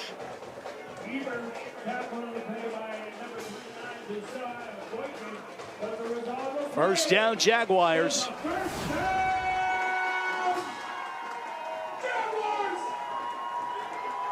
Jaguars faced with a 1st down and goal now. Ball sitting at the 8-yard line.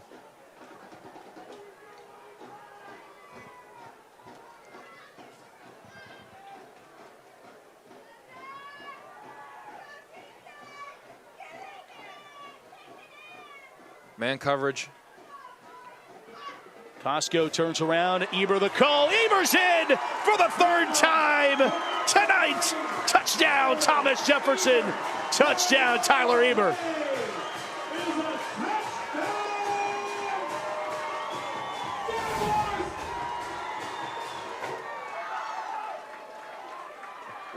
Wide open hole.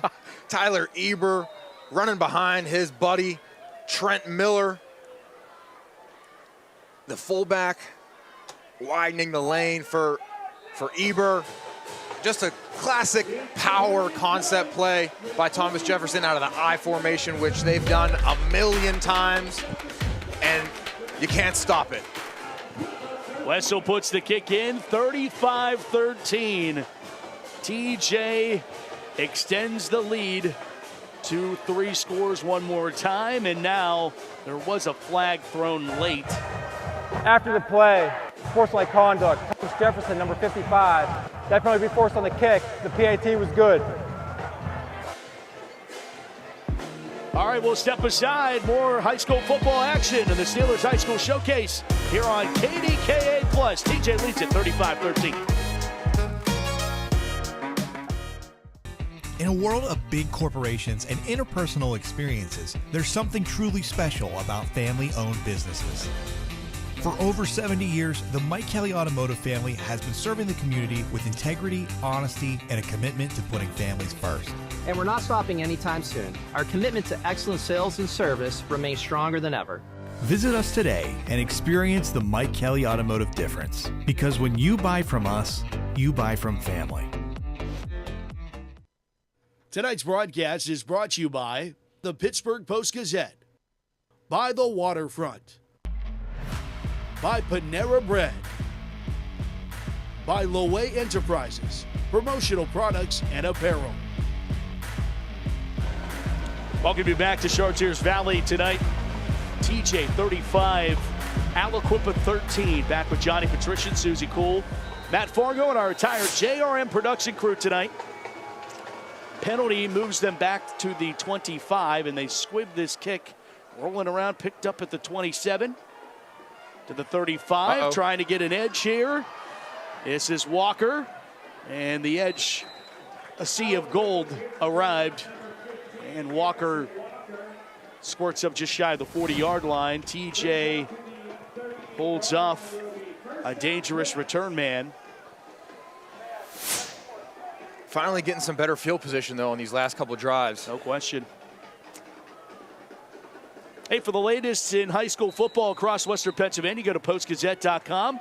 Pittsburgh Post-Gazette, an official partner of the Pittsburgh Steelers.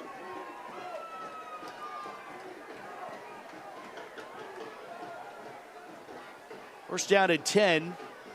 Aliquippa. Council with some pressure from Turk. Rolling, now throwing, and out of bounds. Incomplete. They wanted to go into the boundary there. They brought the jet motion, the wheel route, and the flat route. But that pressure got to Council too quickly, and he had to scramble out to the field, which none of his receivers over there were anticipating him to come that way. Council, first year as a starter, thrown for 1,217 yards, 14 touchdowns.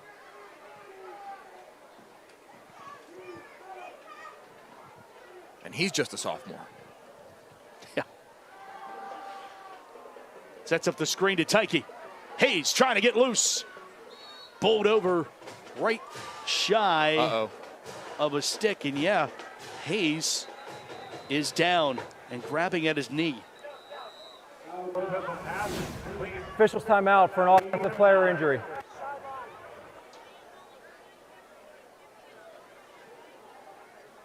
Ooh.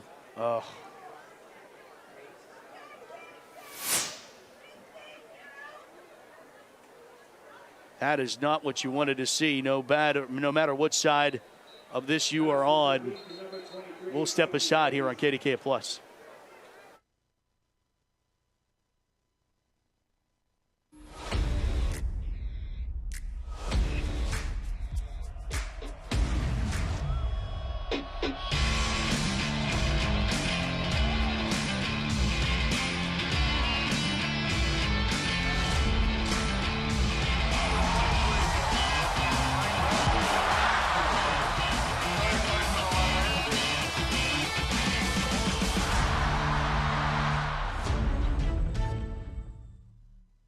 From heating and cooling to a large array of construction equipment, Herc Rentals has the gear you need to get the job done. Herc Rentals is already a staple in several communities across the United States and Canada and have been serving our customers' needs since 1965. With a catalog of equipment that spans the spectrum of almost every kind of solution you can think of. To learn more about Herc Rentals, visit hercrentals.com or call us at 1-888-777-2700. You know what's brilliant? Boring. Think about it. Boring is the unsung catalyst for bold. What straps bold to a rocket and hurtles it into space? Boring does. Boring makes vacations happen. Early retirement's possible. And startups start up because it's smart, dependable, and steady. All words you want from your bank. For nearly 160 years, PNC Bank has been brilliantly boring so you can be happily fulfilled. Which is pretty unboring if you think about it. To UPMC Sports Medicine, a huge center of excellence built by Freddie Fu. A fantastic, world-renowned place where we see athletes, we see patients of all walks of life, world-renowned surgeons. Primary care sports medicine physicians. Board-certified physical therapists. A comprehensive multidisciplinary assessment to evaluate for concussion. Nutrition. Athletic training. Sports performance. Everything is right here that you need. We deliver that right to you.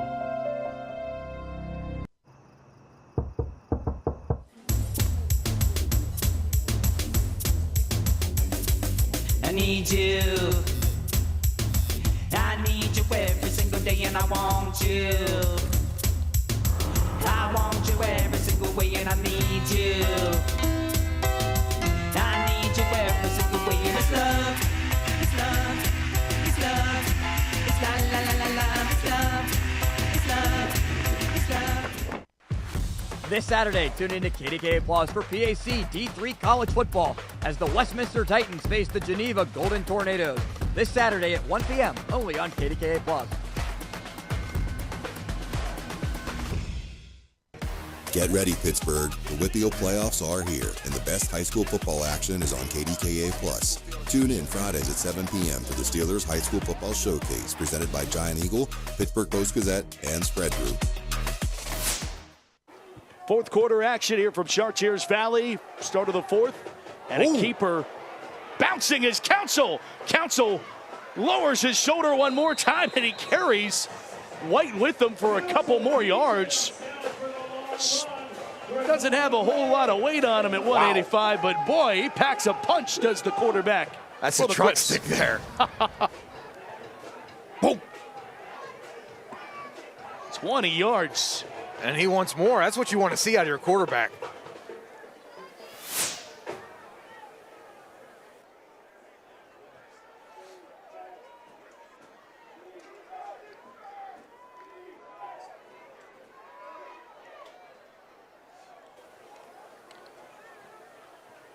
Nasir Brooks in the game.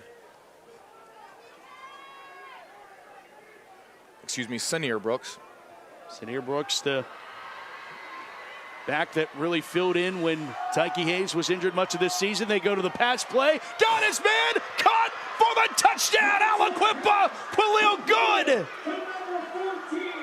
Council to Good from 33 for 6. What a play call. And I'll tell you what, Council is really Official impressive. timeout for an offensive player injury. He put another ball on the money. Okay, let's see how this worked here. They go quarter roll to the boundary here. Good. Council is right here at quarterback, and he throws it to Khalil Good, who's right here. Fakes like he's blocking, runs a K route, we call it. Council pulls up, hits Good right in stride. Couldn't have thrown it any better. Good high points the ball, exactly like they teach him to. Great play concept there.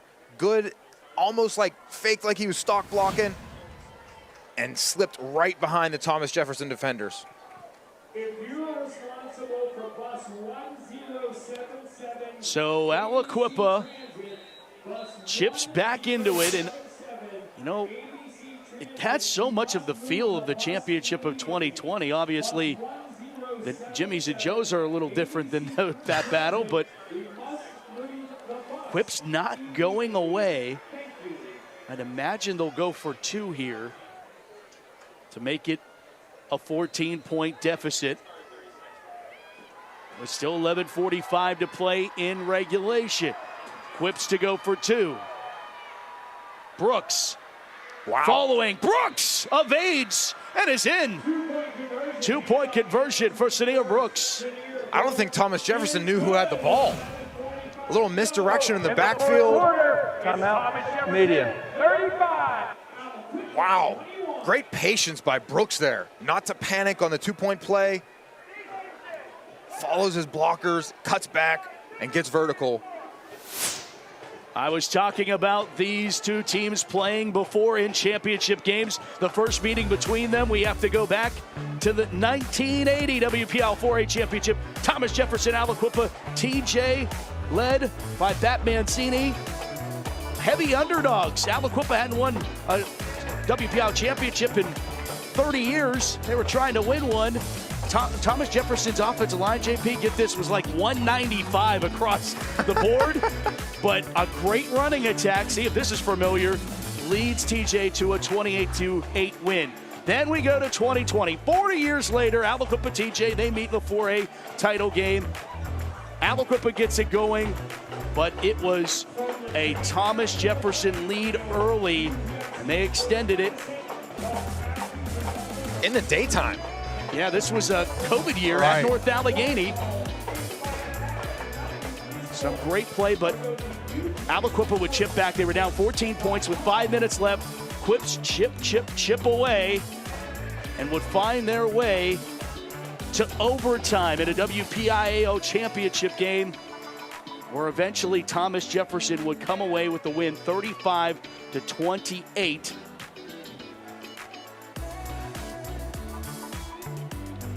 What a game.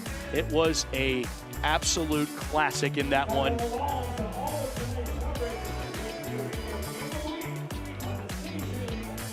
Let's go down to Susie Cool, as this was the one to tie things late in the moments of the WPL championship 4 years ago, and we'll go down to Susie Cool, who has more.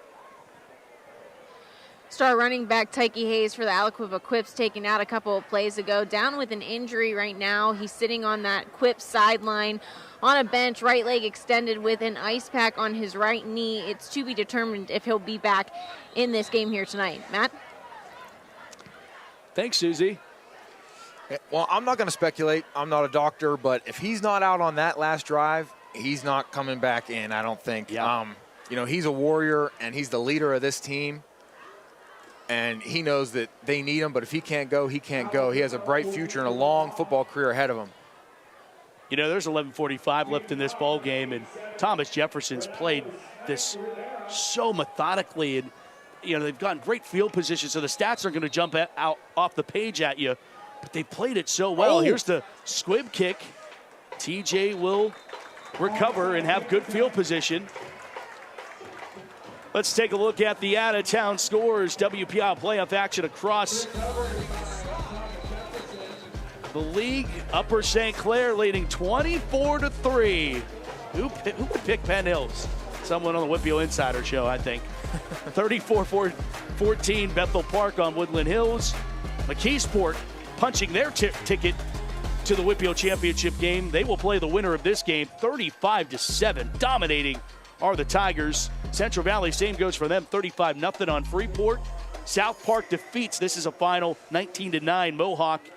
And Fort Cherry and Cornell in a battle, 21-12. Raiders giving the Rangers everything they can handle there.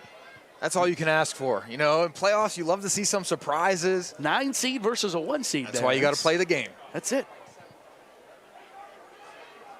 They were out to a 12-0 lead, I believe. They correct? were.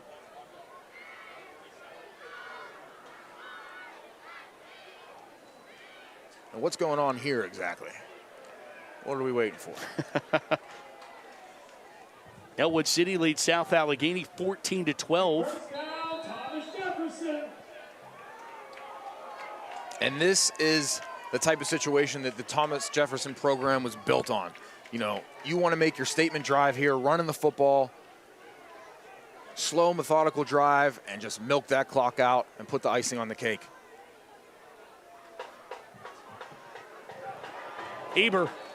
Yeah, I mean, it gets to the point where the Quips can't afford TJ to go down here and take another drive out. I mean, that last drive, JP, was Thomas Jefferson through and through. The Thomas Jefferson drive of late, 68 yards, 10 plays, took 8 minutes and 41 seconds off that third quarter. And that's exactly what they like to do. And, they've started every drive in their opponent's territory tonight so far almost. And I'd almost think they'd rather drive the length of the field like they normally do and just impose their will on their opponent.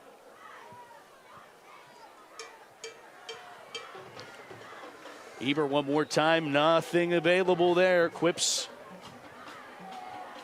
figuring it out. Sinear Brooks on the tackle, playing both ways. How about another questionable one or an interesting one? One-seeded Amani Christian trailing Highland 7-0. Golden Rams were very close to beating the Saints in the regular season. Could the 1 seed go down? Shout out Highlands, AK Valley. There you go. Represent. Yep. Now, if you're Aliquippa here, you have to get the ball back as quickly as possible. You got to tell your guys, first guy in, wrap up. Second guy, you're punching, stripping, do whatever you can to get that ball out. Abernworth beating Beaver 27-0. Beaver blew out Abernworth 2 weeks ago. Handoff there. How about a big-time stop? Justice Starks. These guys are still playing, Matt. Boom. That's a sophomore. Beaver ran into a wall there. Prone man body. Actually, he's probably like 16. Right, that's what I was going to say. Not even, he's a sophomore. I mean, wasn't even alive when the Quip streak started. Terrell Pryor, who's that? Yeah, doesn't have any idea. 4th down. TJ to go for it. Boy, momentum would tip in the opposite direction here. And Aliquippa, I think Aliquippa's going to burn it. Thomas Jefferson. No, it's TJ. Timeout of the half. I was like, that's an interesting call. All right, we'll keep an eye on the field when we step aside for a word from our sponsors. From heating and cooling to a large array of construction equipment, Herc Rentals has the gear you need to get the job done. Herc Rentals is already a staple in several communities across the United States and Canada and have been serving our customers' needs since 1965. With a catalog of equipment that spans the spectrum of almost every kind of solution you can think of. To learn more about Herc Rentals, visit hercrentals.com or call us at 1-888-777-2700. Tonight's broadcast is brought to you by St. Vincent College, by Mariani and Richards, by Shell Oil, Potomac Furniture Company, by Allegheny College. What are you capable of? Jags leading at 35-21.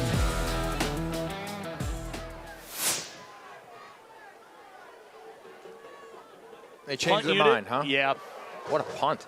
This one, Wessel, right at the 15. This is where Aliquippa will take over this drive. First and 10, trailing by 14. More football for you tomorrow here on KDKA Plus Division III football action. Westminster, the Titans, take on the Geneva College Golden Tornadoes. Titans and Tornadoes tomorrow at 1 o'clock from Reeves Stadium in Beaver Falls. Hometown of Whitfield legend Joe Willie Namath. Beaver Falls alum. Who? I'm just kidding. And have to break out the chalkboard. Yeah. History lesson. First down at 10, Quips. Play action. Council going for it all. Got his receiver coming back to the football. Oh, did he catch it? Intercepted. Braden White.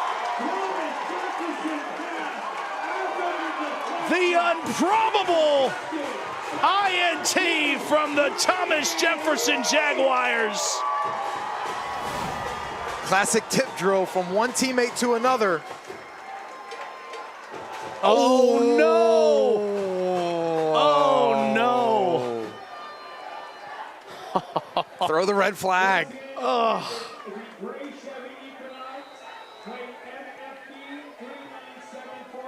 Oh, boy. Send it to New York.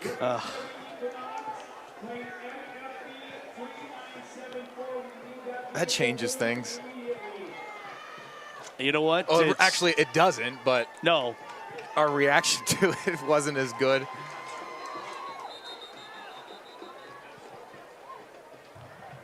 Timeout, Thomas Jefferson. TJ burns their second quickly here.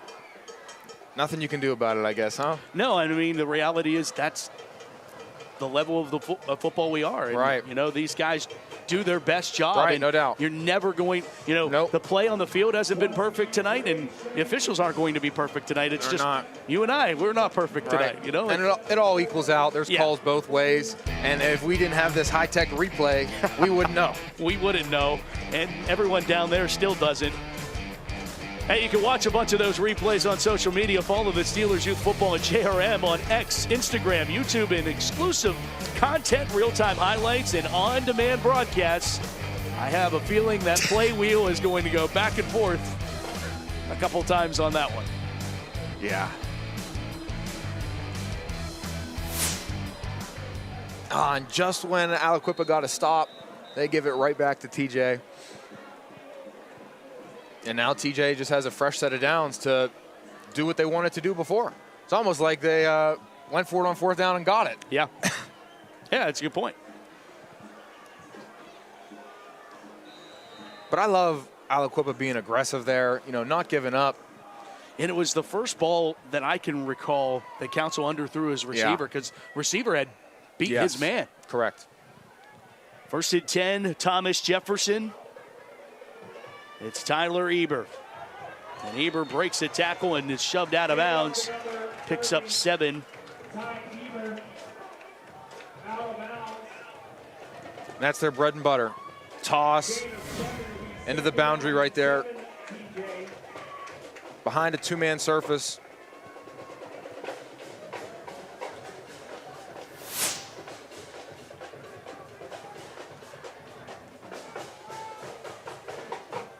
It's how risky do you want to be if you're the Thomas Jefferson offense? 9 minutes to play. You're up by 2 scores. I think you just do what you've been doing all year long. Do what you're best at.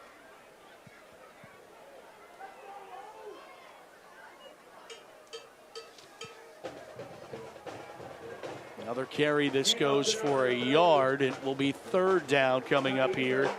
Talked about Bill Chirpak and his resume, 8-time Conference Coach of the Year, AP Pennsylvania AAA Coach of the Year. He was the ESPN Rise Coach of the Year. Sherpacks won 5 state championships, 9 WPIAL titles, and 23 conference championships, make it 24 for this year, or 23 was this year.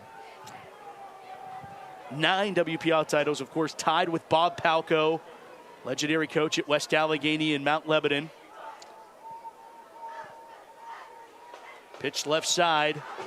Eber. Eber with the convoy. First down and more. Knocked out of bounds at the 30. Khalil Good on the tackle. Moon still down on the sideline after making the tackle.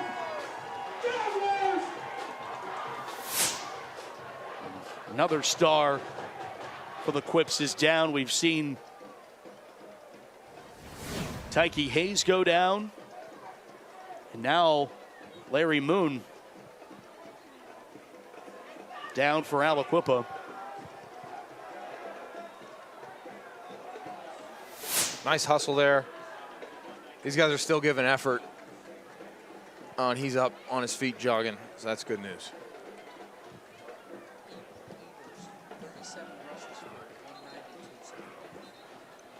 Tyler Eber with that carry, his 37th carry of the night for 192 yards tonight for TJ. Well, after 48 carries last week and over 200 yards, I mean, we expected a big performance tonight. 3 touchdowns, by the way. Yeah, and he's going to have to recover quickly because by the looks of it, he's going to have to do it again next week. Moon's a 4-star 2027 prospect.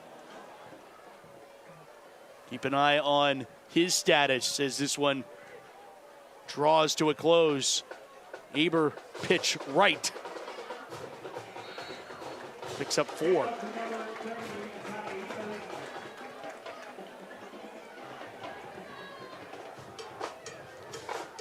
And with Eber, sophomore, but 5'10", 170, already good size for a tailback.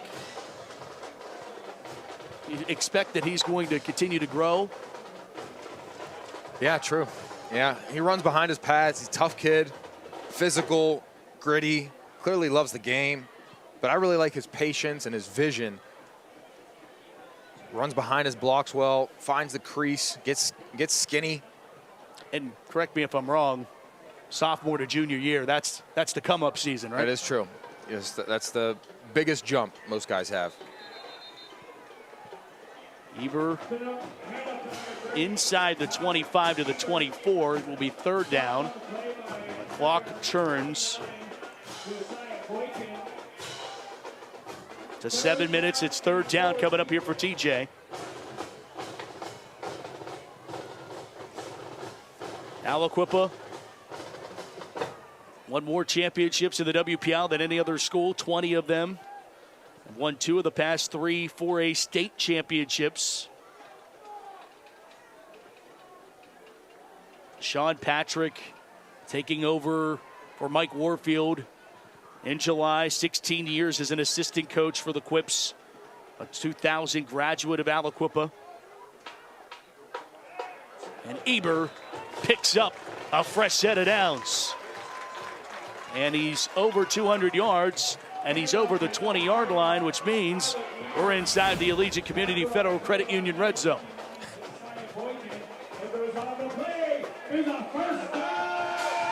And they're just taking their good old time on this drive, letting the play clock run down and getting 5 yards, then 4 yards, then 6 yards. This drive has Thomas Jefferson written all over it.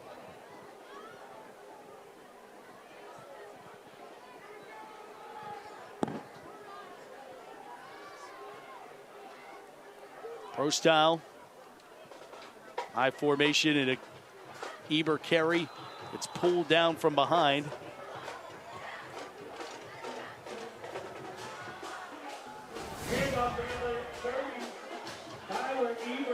For the Quips, they know what's coming. They just trying to get bodies in front of them.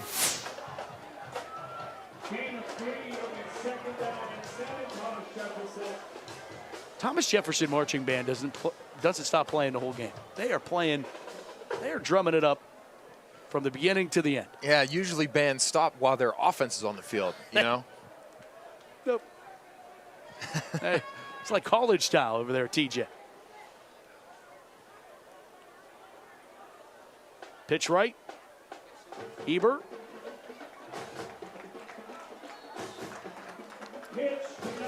To the 12.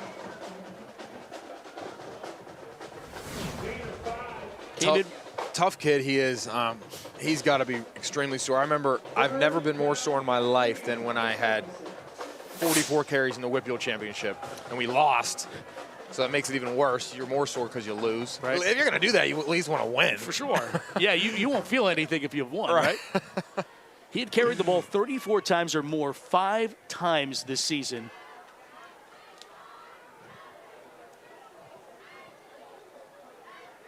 Workhorse. 48 times last week, 238 yards and 2 touchdowns.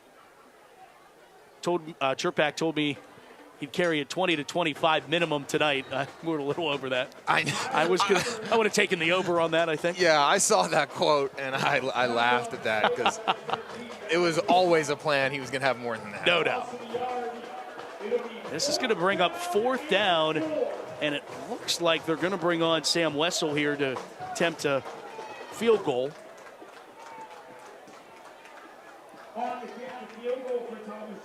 Be a 30-yard field goal here for TJ.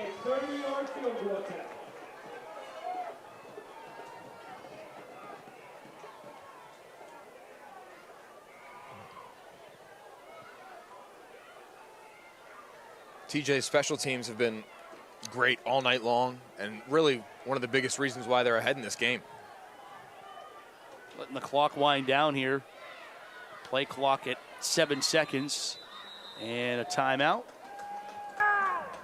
Timeout, Thomas Jefferson. It's the 3rd and final timeout of the half. Well, these teams are going to punch their ticket to a championship. 4 more classes will try to do the same next Friday night, and that's where our Steelers High School Football Showcase will be. WPL playoff semifinal action somewhere. Some teams for a right to go to Acrisure and the WPL Championships next Friday night at 7, right here on KDKA+. Could be back up at 5A. Potential Upper St. Clair Peters Township rematch. Or on the other side, Pine Richland Bethel Park. Would be good options. 5A is very competitive. That'll be interesting to see how that plays out.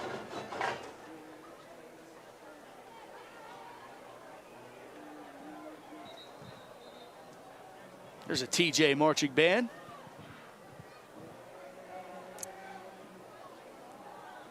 TJ student section, nice showing tonight too.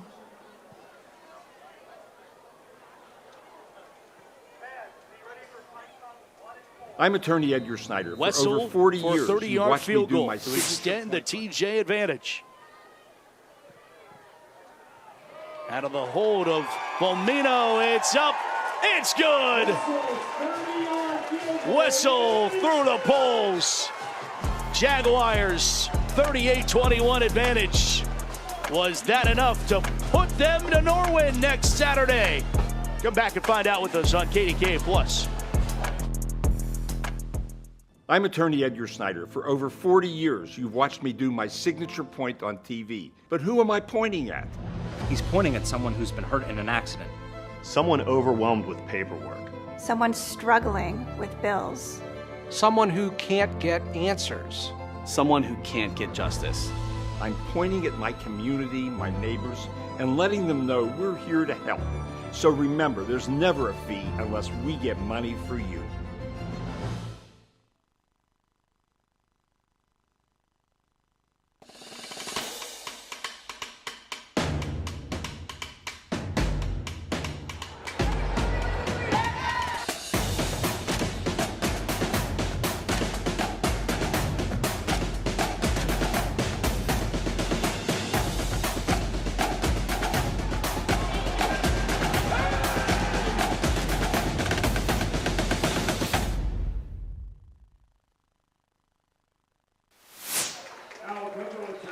Aliquippa on the return of this kickoff, Antonio Reddick.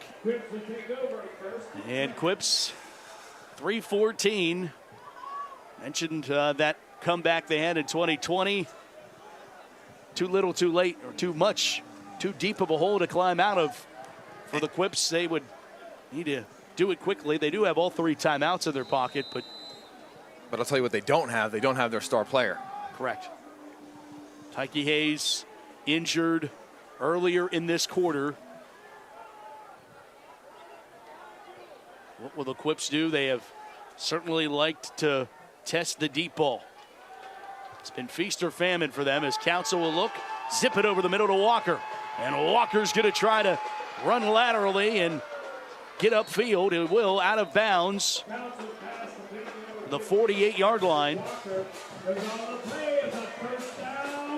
Man, another great play by Council. Feels the pressure, steps up in the pocket, keeps his eyes downfield, and delivers a strike to a dig across the middle of the field. 18 yards of the pass and catch. First and 10, Aliquippa. Clock stopped, 3:04 to play in our Steelers Showcase Game of the Week. Right to go to the Whitfield Finals next week. Council rolls, flag down, and he'll run out of bounds. And these flags likely, and preliminary signal is holding against Aliquippa. So holding. Offense, number 78. 10-yard penalty from the previous spot. There's a longtime First voice down. of the Pittsburgh Steelers would say habeas corpus.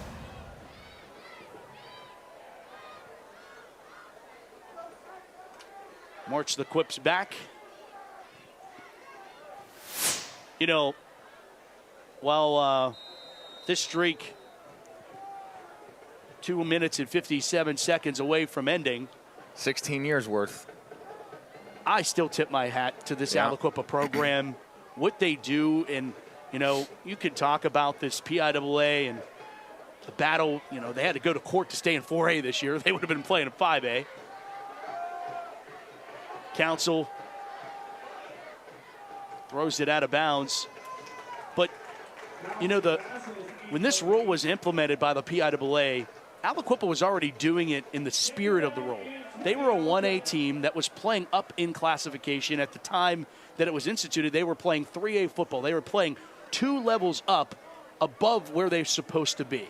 And then from there, the PIAA had decided, well, we're going to move you up from there, where all Aliquippa has ever said, Mike Warfield leading this charge when it was originally brought up, all they've ever said is move us up. We don't disagree with the rule. We disagree with you moving us up from where we were voluntarily playing prior to the rule being instituted. To me, I feel like it's a simple fix, but, you know, lawyers smarter than me have been going at it for years now as Council is sacked. Shep Turk.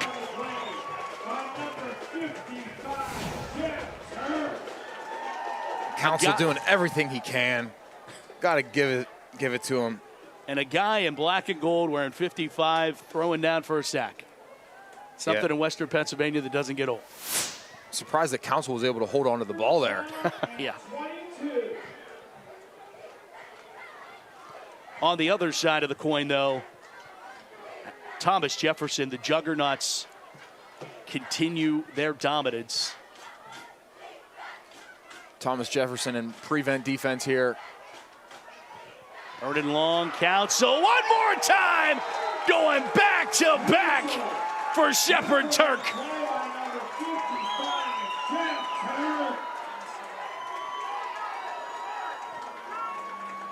That is a big man. And what down and distance is this now? Fourth and a lot. Fourth and a week.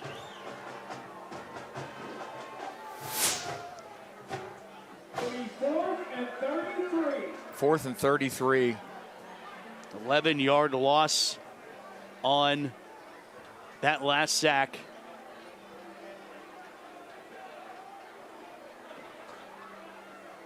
Aliquippa has not stopped trying, though. Oh, my goodness. By no means, they have not given up. There's no quit in this team.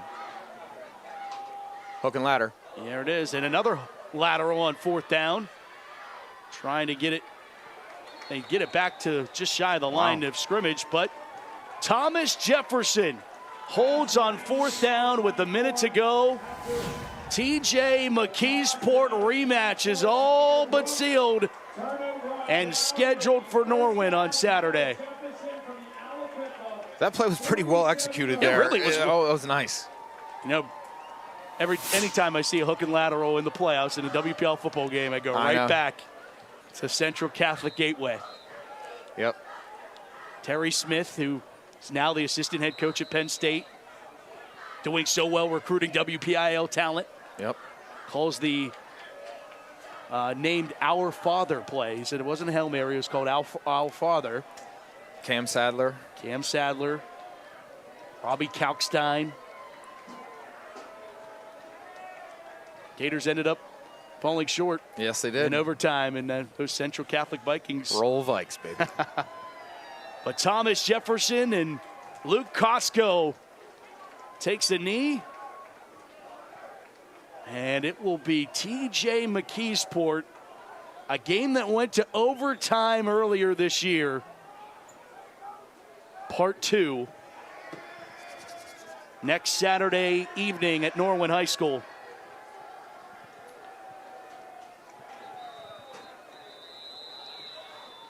Aliquippa going to burn a timeout here. Aliquippa. It's their first time out of the half. Well, Matt, this wasn't all the, score that we exactly expected. I think we were expecting it to be a little bit closer, but, credit to Aliquippa for not giving up. They played the worst half of football in the first half today that they have all season long, but they fought back, and, they showed promise. At times here, we looked at each other up in this booth and said, we might have a game here. Yeah. Early in the second half here. It's the community. I mean, Aliquippa, it's football. Yep. I mean, there's a reason why the school that has the most NFL Hall of Famers enshrined in the Pro Football Hall of Fame are from Aliquippa, 3 of them.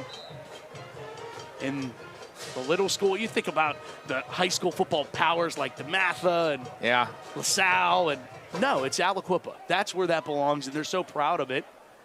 And TJ, they don't necessarily always have the 5-star guy. No, but they're a great But they get it team. done. They're gritty. They are molded in their coach, offensive lineman from Pitt. My former teammate and good friend, MJ Devonshire, used to always say, Aliquippa versus the world. And that's the mentality they have. Yes.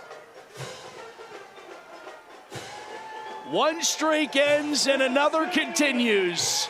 The thrills and chills of Jefferson Hills. Thomas Jefferson going to the WPIAL championship once again. They defeat Aliquippa 38-21 in the Steelers High School Showcase Game of the Week tonight. Jags take down the Quips. Great game. It wasn't the classic shootout like we expected, but 2 completely different programs, both find success in their own ways, historically. And Thomas Jefferson, their style comes out on top tonight. They're ground and pound, play clean, smart football, no turnovers, no penalties. They run the ball, they stop the run, they limit big plays, and they do everything right. And that's their recipe for success.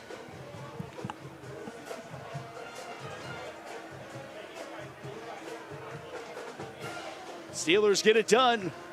Here on the showcase, Thomas Jefferson, black and gold, pulled it down over Aliquippa. Stay tuned for our post-game show.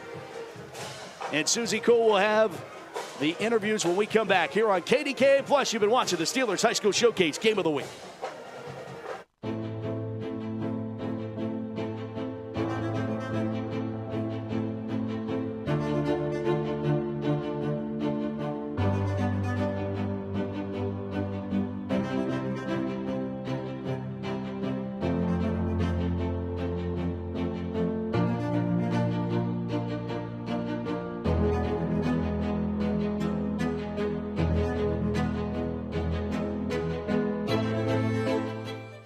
Macero Corporation has been a commercial general contractor in Pittsburgh since 1967. But did you know that we also have an agency construction management firm? Macero Construction Management Services can be your advocate when building or renovating your new school. If you're a school superintendent, business manager, or a school board member and have a new construction project on the horizon, Macero CMS can provide you with the complete construction management services you need for a successful project delivered safely, on time, and on budget. Visit MaceroCG.com for more information.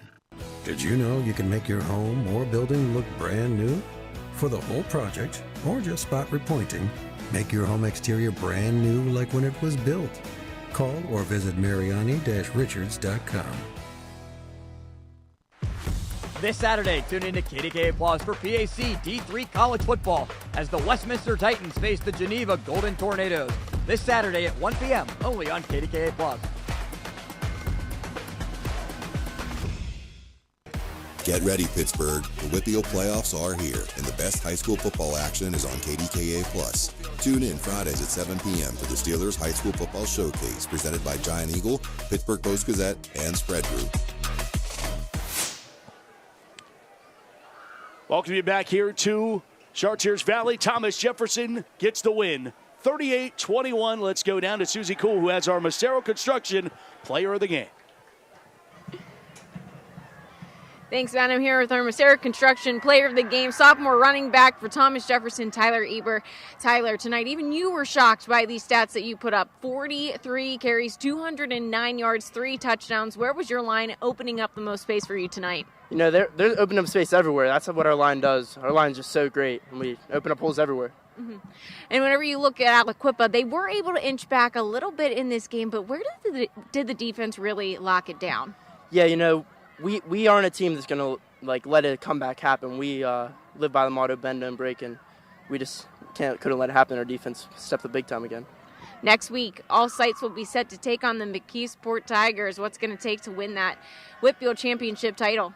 It's going to take the same thing we've been doing all year, running the ball hard, playing defense hard, making big plays. Thanks, Tyler. Congratulations, our Macero Construction Player of the Game. Matt? Susie, thank you. Congratulations to Tyler Eber. Only 43 carries last week. He had 48. Yeah. A little slacking over there. Right. Is that the two-time Macero Construction Player of the Game? It sure is. Two-time. First one ever, back-to-back. Repeat Player of the Game. So congratulations to Tyler Eber, and congratulations to the Thomas Jefferson Jaguars getting it done and moving on to take on McKeesport in the WPIAL Championship next Saturday evening at Norwin High School, 6 p.m.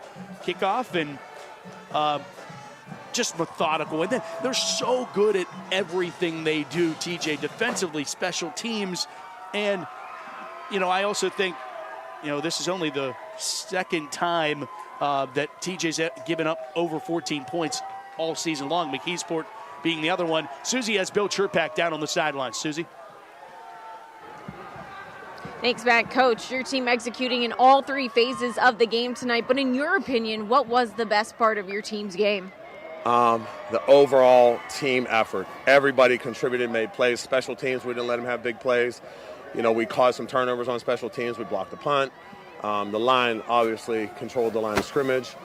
Tyler running, our fullback doesn't get any credit, but he had to open the holes and help him too. We made some big plays in the passing. Everybody really just stepped up. And I told them we won that game Monday, Tuesday, Wednesday in practice. That's when we won the game, and we got to do the same thing next week. You mentioned sophomore running back Tyler Eber there, 43 carries, 209 yards, 3 touchdowns. I mean, what can you say about his play each and every game? His body's got to be beat up at this point. The crazy part about it is tonight I'll say to him, how do you feel? He goes, I could run 20 more times. He just loves it. He's so into it. Last week he had 48 carries, this week 43. He's just a workhorse, and he's a machine, and he just loves our line, and that's just a group effort, and they all just want to keep pounding the ball. You're making it to that WPIAL championship title game once again next Saturday. You're going to be taking on McKeesport. How do you take this running identity against the Tigers next weekend? Well, we played them already once. They jumped on us early. We were down 28-7 at half, came back to win the game. So we got to start a little bit better. But, they always get better as the season goes on. So it's going to be a heck of a challenge, but we'll be ready. Coach, congratulations once again. Coach Bill Churpak with the Thomas Jefferson Jaguars. Matt, back up to you. Susie, thank you, and congratulations to Bill Churpak He is trying to punch that ticket, and if he wins a WPIAL championship on Saturday, becomes the first coach in WPIAL history to win 10. Wow. So, tied with Palco right now at 9. So, history on the line on Saturday. Let's take a look at some scores from around the WPIAL. All final. Upper St. Clair, they're moving on. Panthers take down the Indians 24-3, only allowing the Indians just 3 points. Defensive showcase by the Panthers once again. Woodland Hills falls to Bethel Park 49-22. McKeesport, they dominate Mars 35-7. Same goes for Central Valley over the Yellow Jackets. The Warriors a win away from another trip to the WPIAL championship game. Mohawk, they fall, a valiant effort, but South Park, the 2 seed, moves on, and they will play the winner of Elwood City and South Allegheny. Didn't see who went final there in 2A. And then Fort Cherry holds off Cornell 27-20, a close one in single A. Back up here in the broadcast booth with Johnny Patrician, Matt Fargo with you. Thanks so much for making us part of your Friday night experience in the WPIAL semifinals. It was an experience. I love these matchups. You know, a couple of years ago when we were just playing 4 classifications around the WPIAL, an Aliquippa TJ matchup was just a dream, and we've now gotten it twice in the last 4 years. Yeah, you're right. These classifications are so different now, and we're getting new rivalries, new matchups year in, year out. It's not the same people and matchups and coaches that you're used to, but, you know, it's something different, and I think I'm taking a liking to it. And you got a little bit of a rivalry going with Thomas Jefferson McKeesport in the WPIAL championship next Saturday. And as Bill Chirpak mentioned, McKeesport knows they can run with the Jaguars, and they've gotten impressively better throughout the season. I think we got a great matchup coming up on Saturday evening. Well, we thought that tonight too. Yeah. We didn't get exactly what we hoped for, but hope for next weekend will be just as good as we expect. Although McKeesport does get better throughout the season, just like Coach Chirpak said. To that point, I think that if this game is played 10 times, the Aliquippa mistakes were very uncharacteristic of what we know Aliquippa to be, and those special teams mistakes, they just dug themselves such a hole that they almost were able to dig themselves out of. Imagine what they would have been able to do had them not kind of shot themselves in the foot a couple times. Yeah, and they're not a team built to come back. They're used to playing from ahead, running the clock out, and running the ball throughout the course of the game, not having to throw the ball 40 times like they did tonight. Impressed with the sophomore, though, and Mr. Council? He has a bright future. This was the first time I saw him in person. Wasn't sure what to expect because, you know, a young quarterback in a big playoff atmosphere. He did not crumble at all. He stood strong in that pocket, found his receivers down the field, and, man, does he throw a pretty ball. How about Luke Costco and Thomas Jefferson? You know, Luke kind of gets overshadowed by Eber getting all the carries, but Luke, when he is asked to throw the football, he buys in bulk. This guy. Costco does everything that TJ needs him to do. When they need him to throw the ball on 3rd and long, he gets a completion. When they need him to hand the ball off 40 times a game like he did tonight, he does that, and he's a great teammate and really a talented quarterback as well. In their quick game, their 3-step drop, their slants, their fades, their hitches, he throws all those balls really well and at a high rate. Yeah, no question about it. It will be a good one. Thomas Jefferson and McKeesport. And thanks so much for watching. Really great matchup, Thomas Jefferson and Aliquippa. And thanks to our hardworking crew at JRM Video Production for bringing it to you. And we'll bring you one more next Friday night somewhere across the WPIAL. It'll be the WPIAL semifinals. And stick to the Steelers youth football and social media channels on JRM Sports to see where we will announce we will be next Friday night. Want to thank you for watching this presentation of the Steelers High School Showcase on KDKA. Thanks to our producer, Jake Mislipchik, Director Ryan Milan, and our entire JRM production crew. For Johnny Patrician, Susie Cole, and Colin Johnov, I'm Matt Fargo saying thanks so much for watching. We hope to talk to you next week somewhere in Steelers country for more WPIAL playoff action. The 10 o'clock news on KDKA is up next. Good night, Pittsburgh, from Chartiers Valley.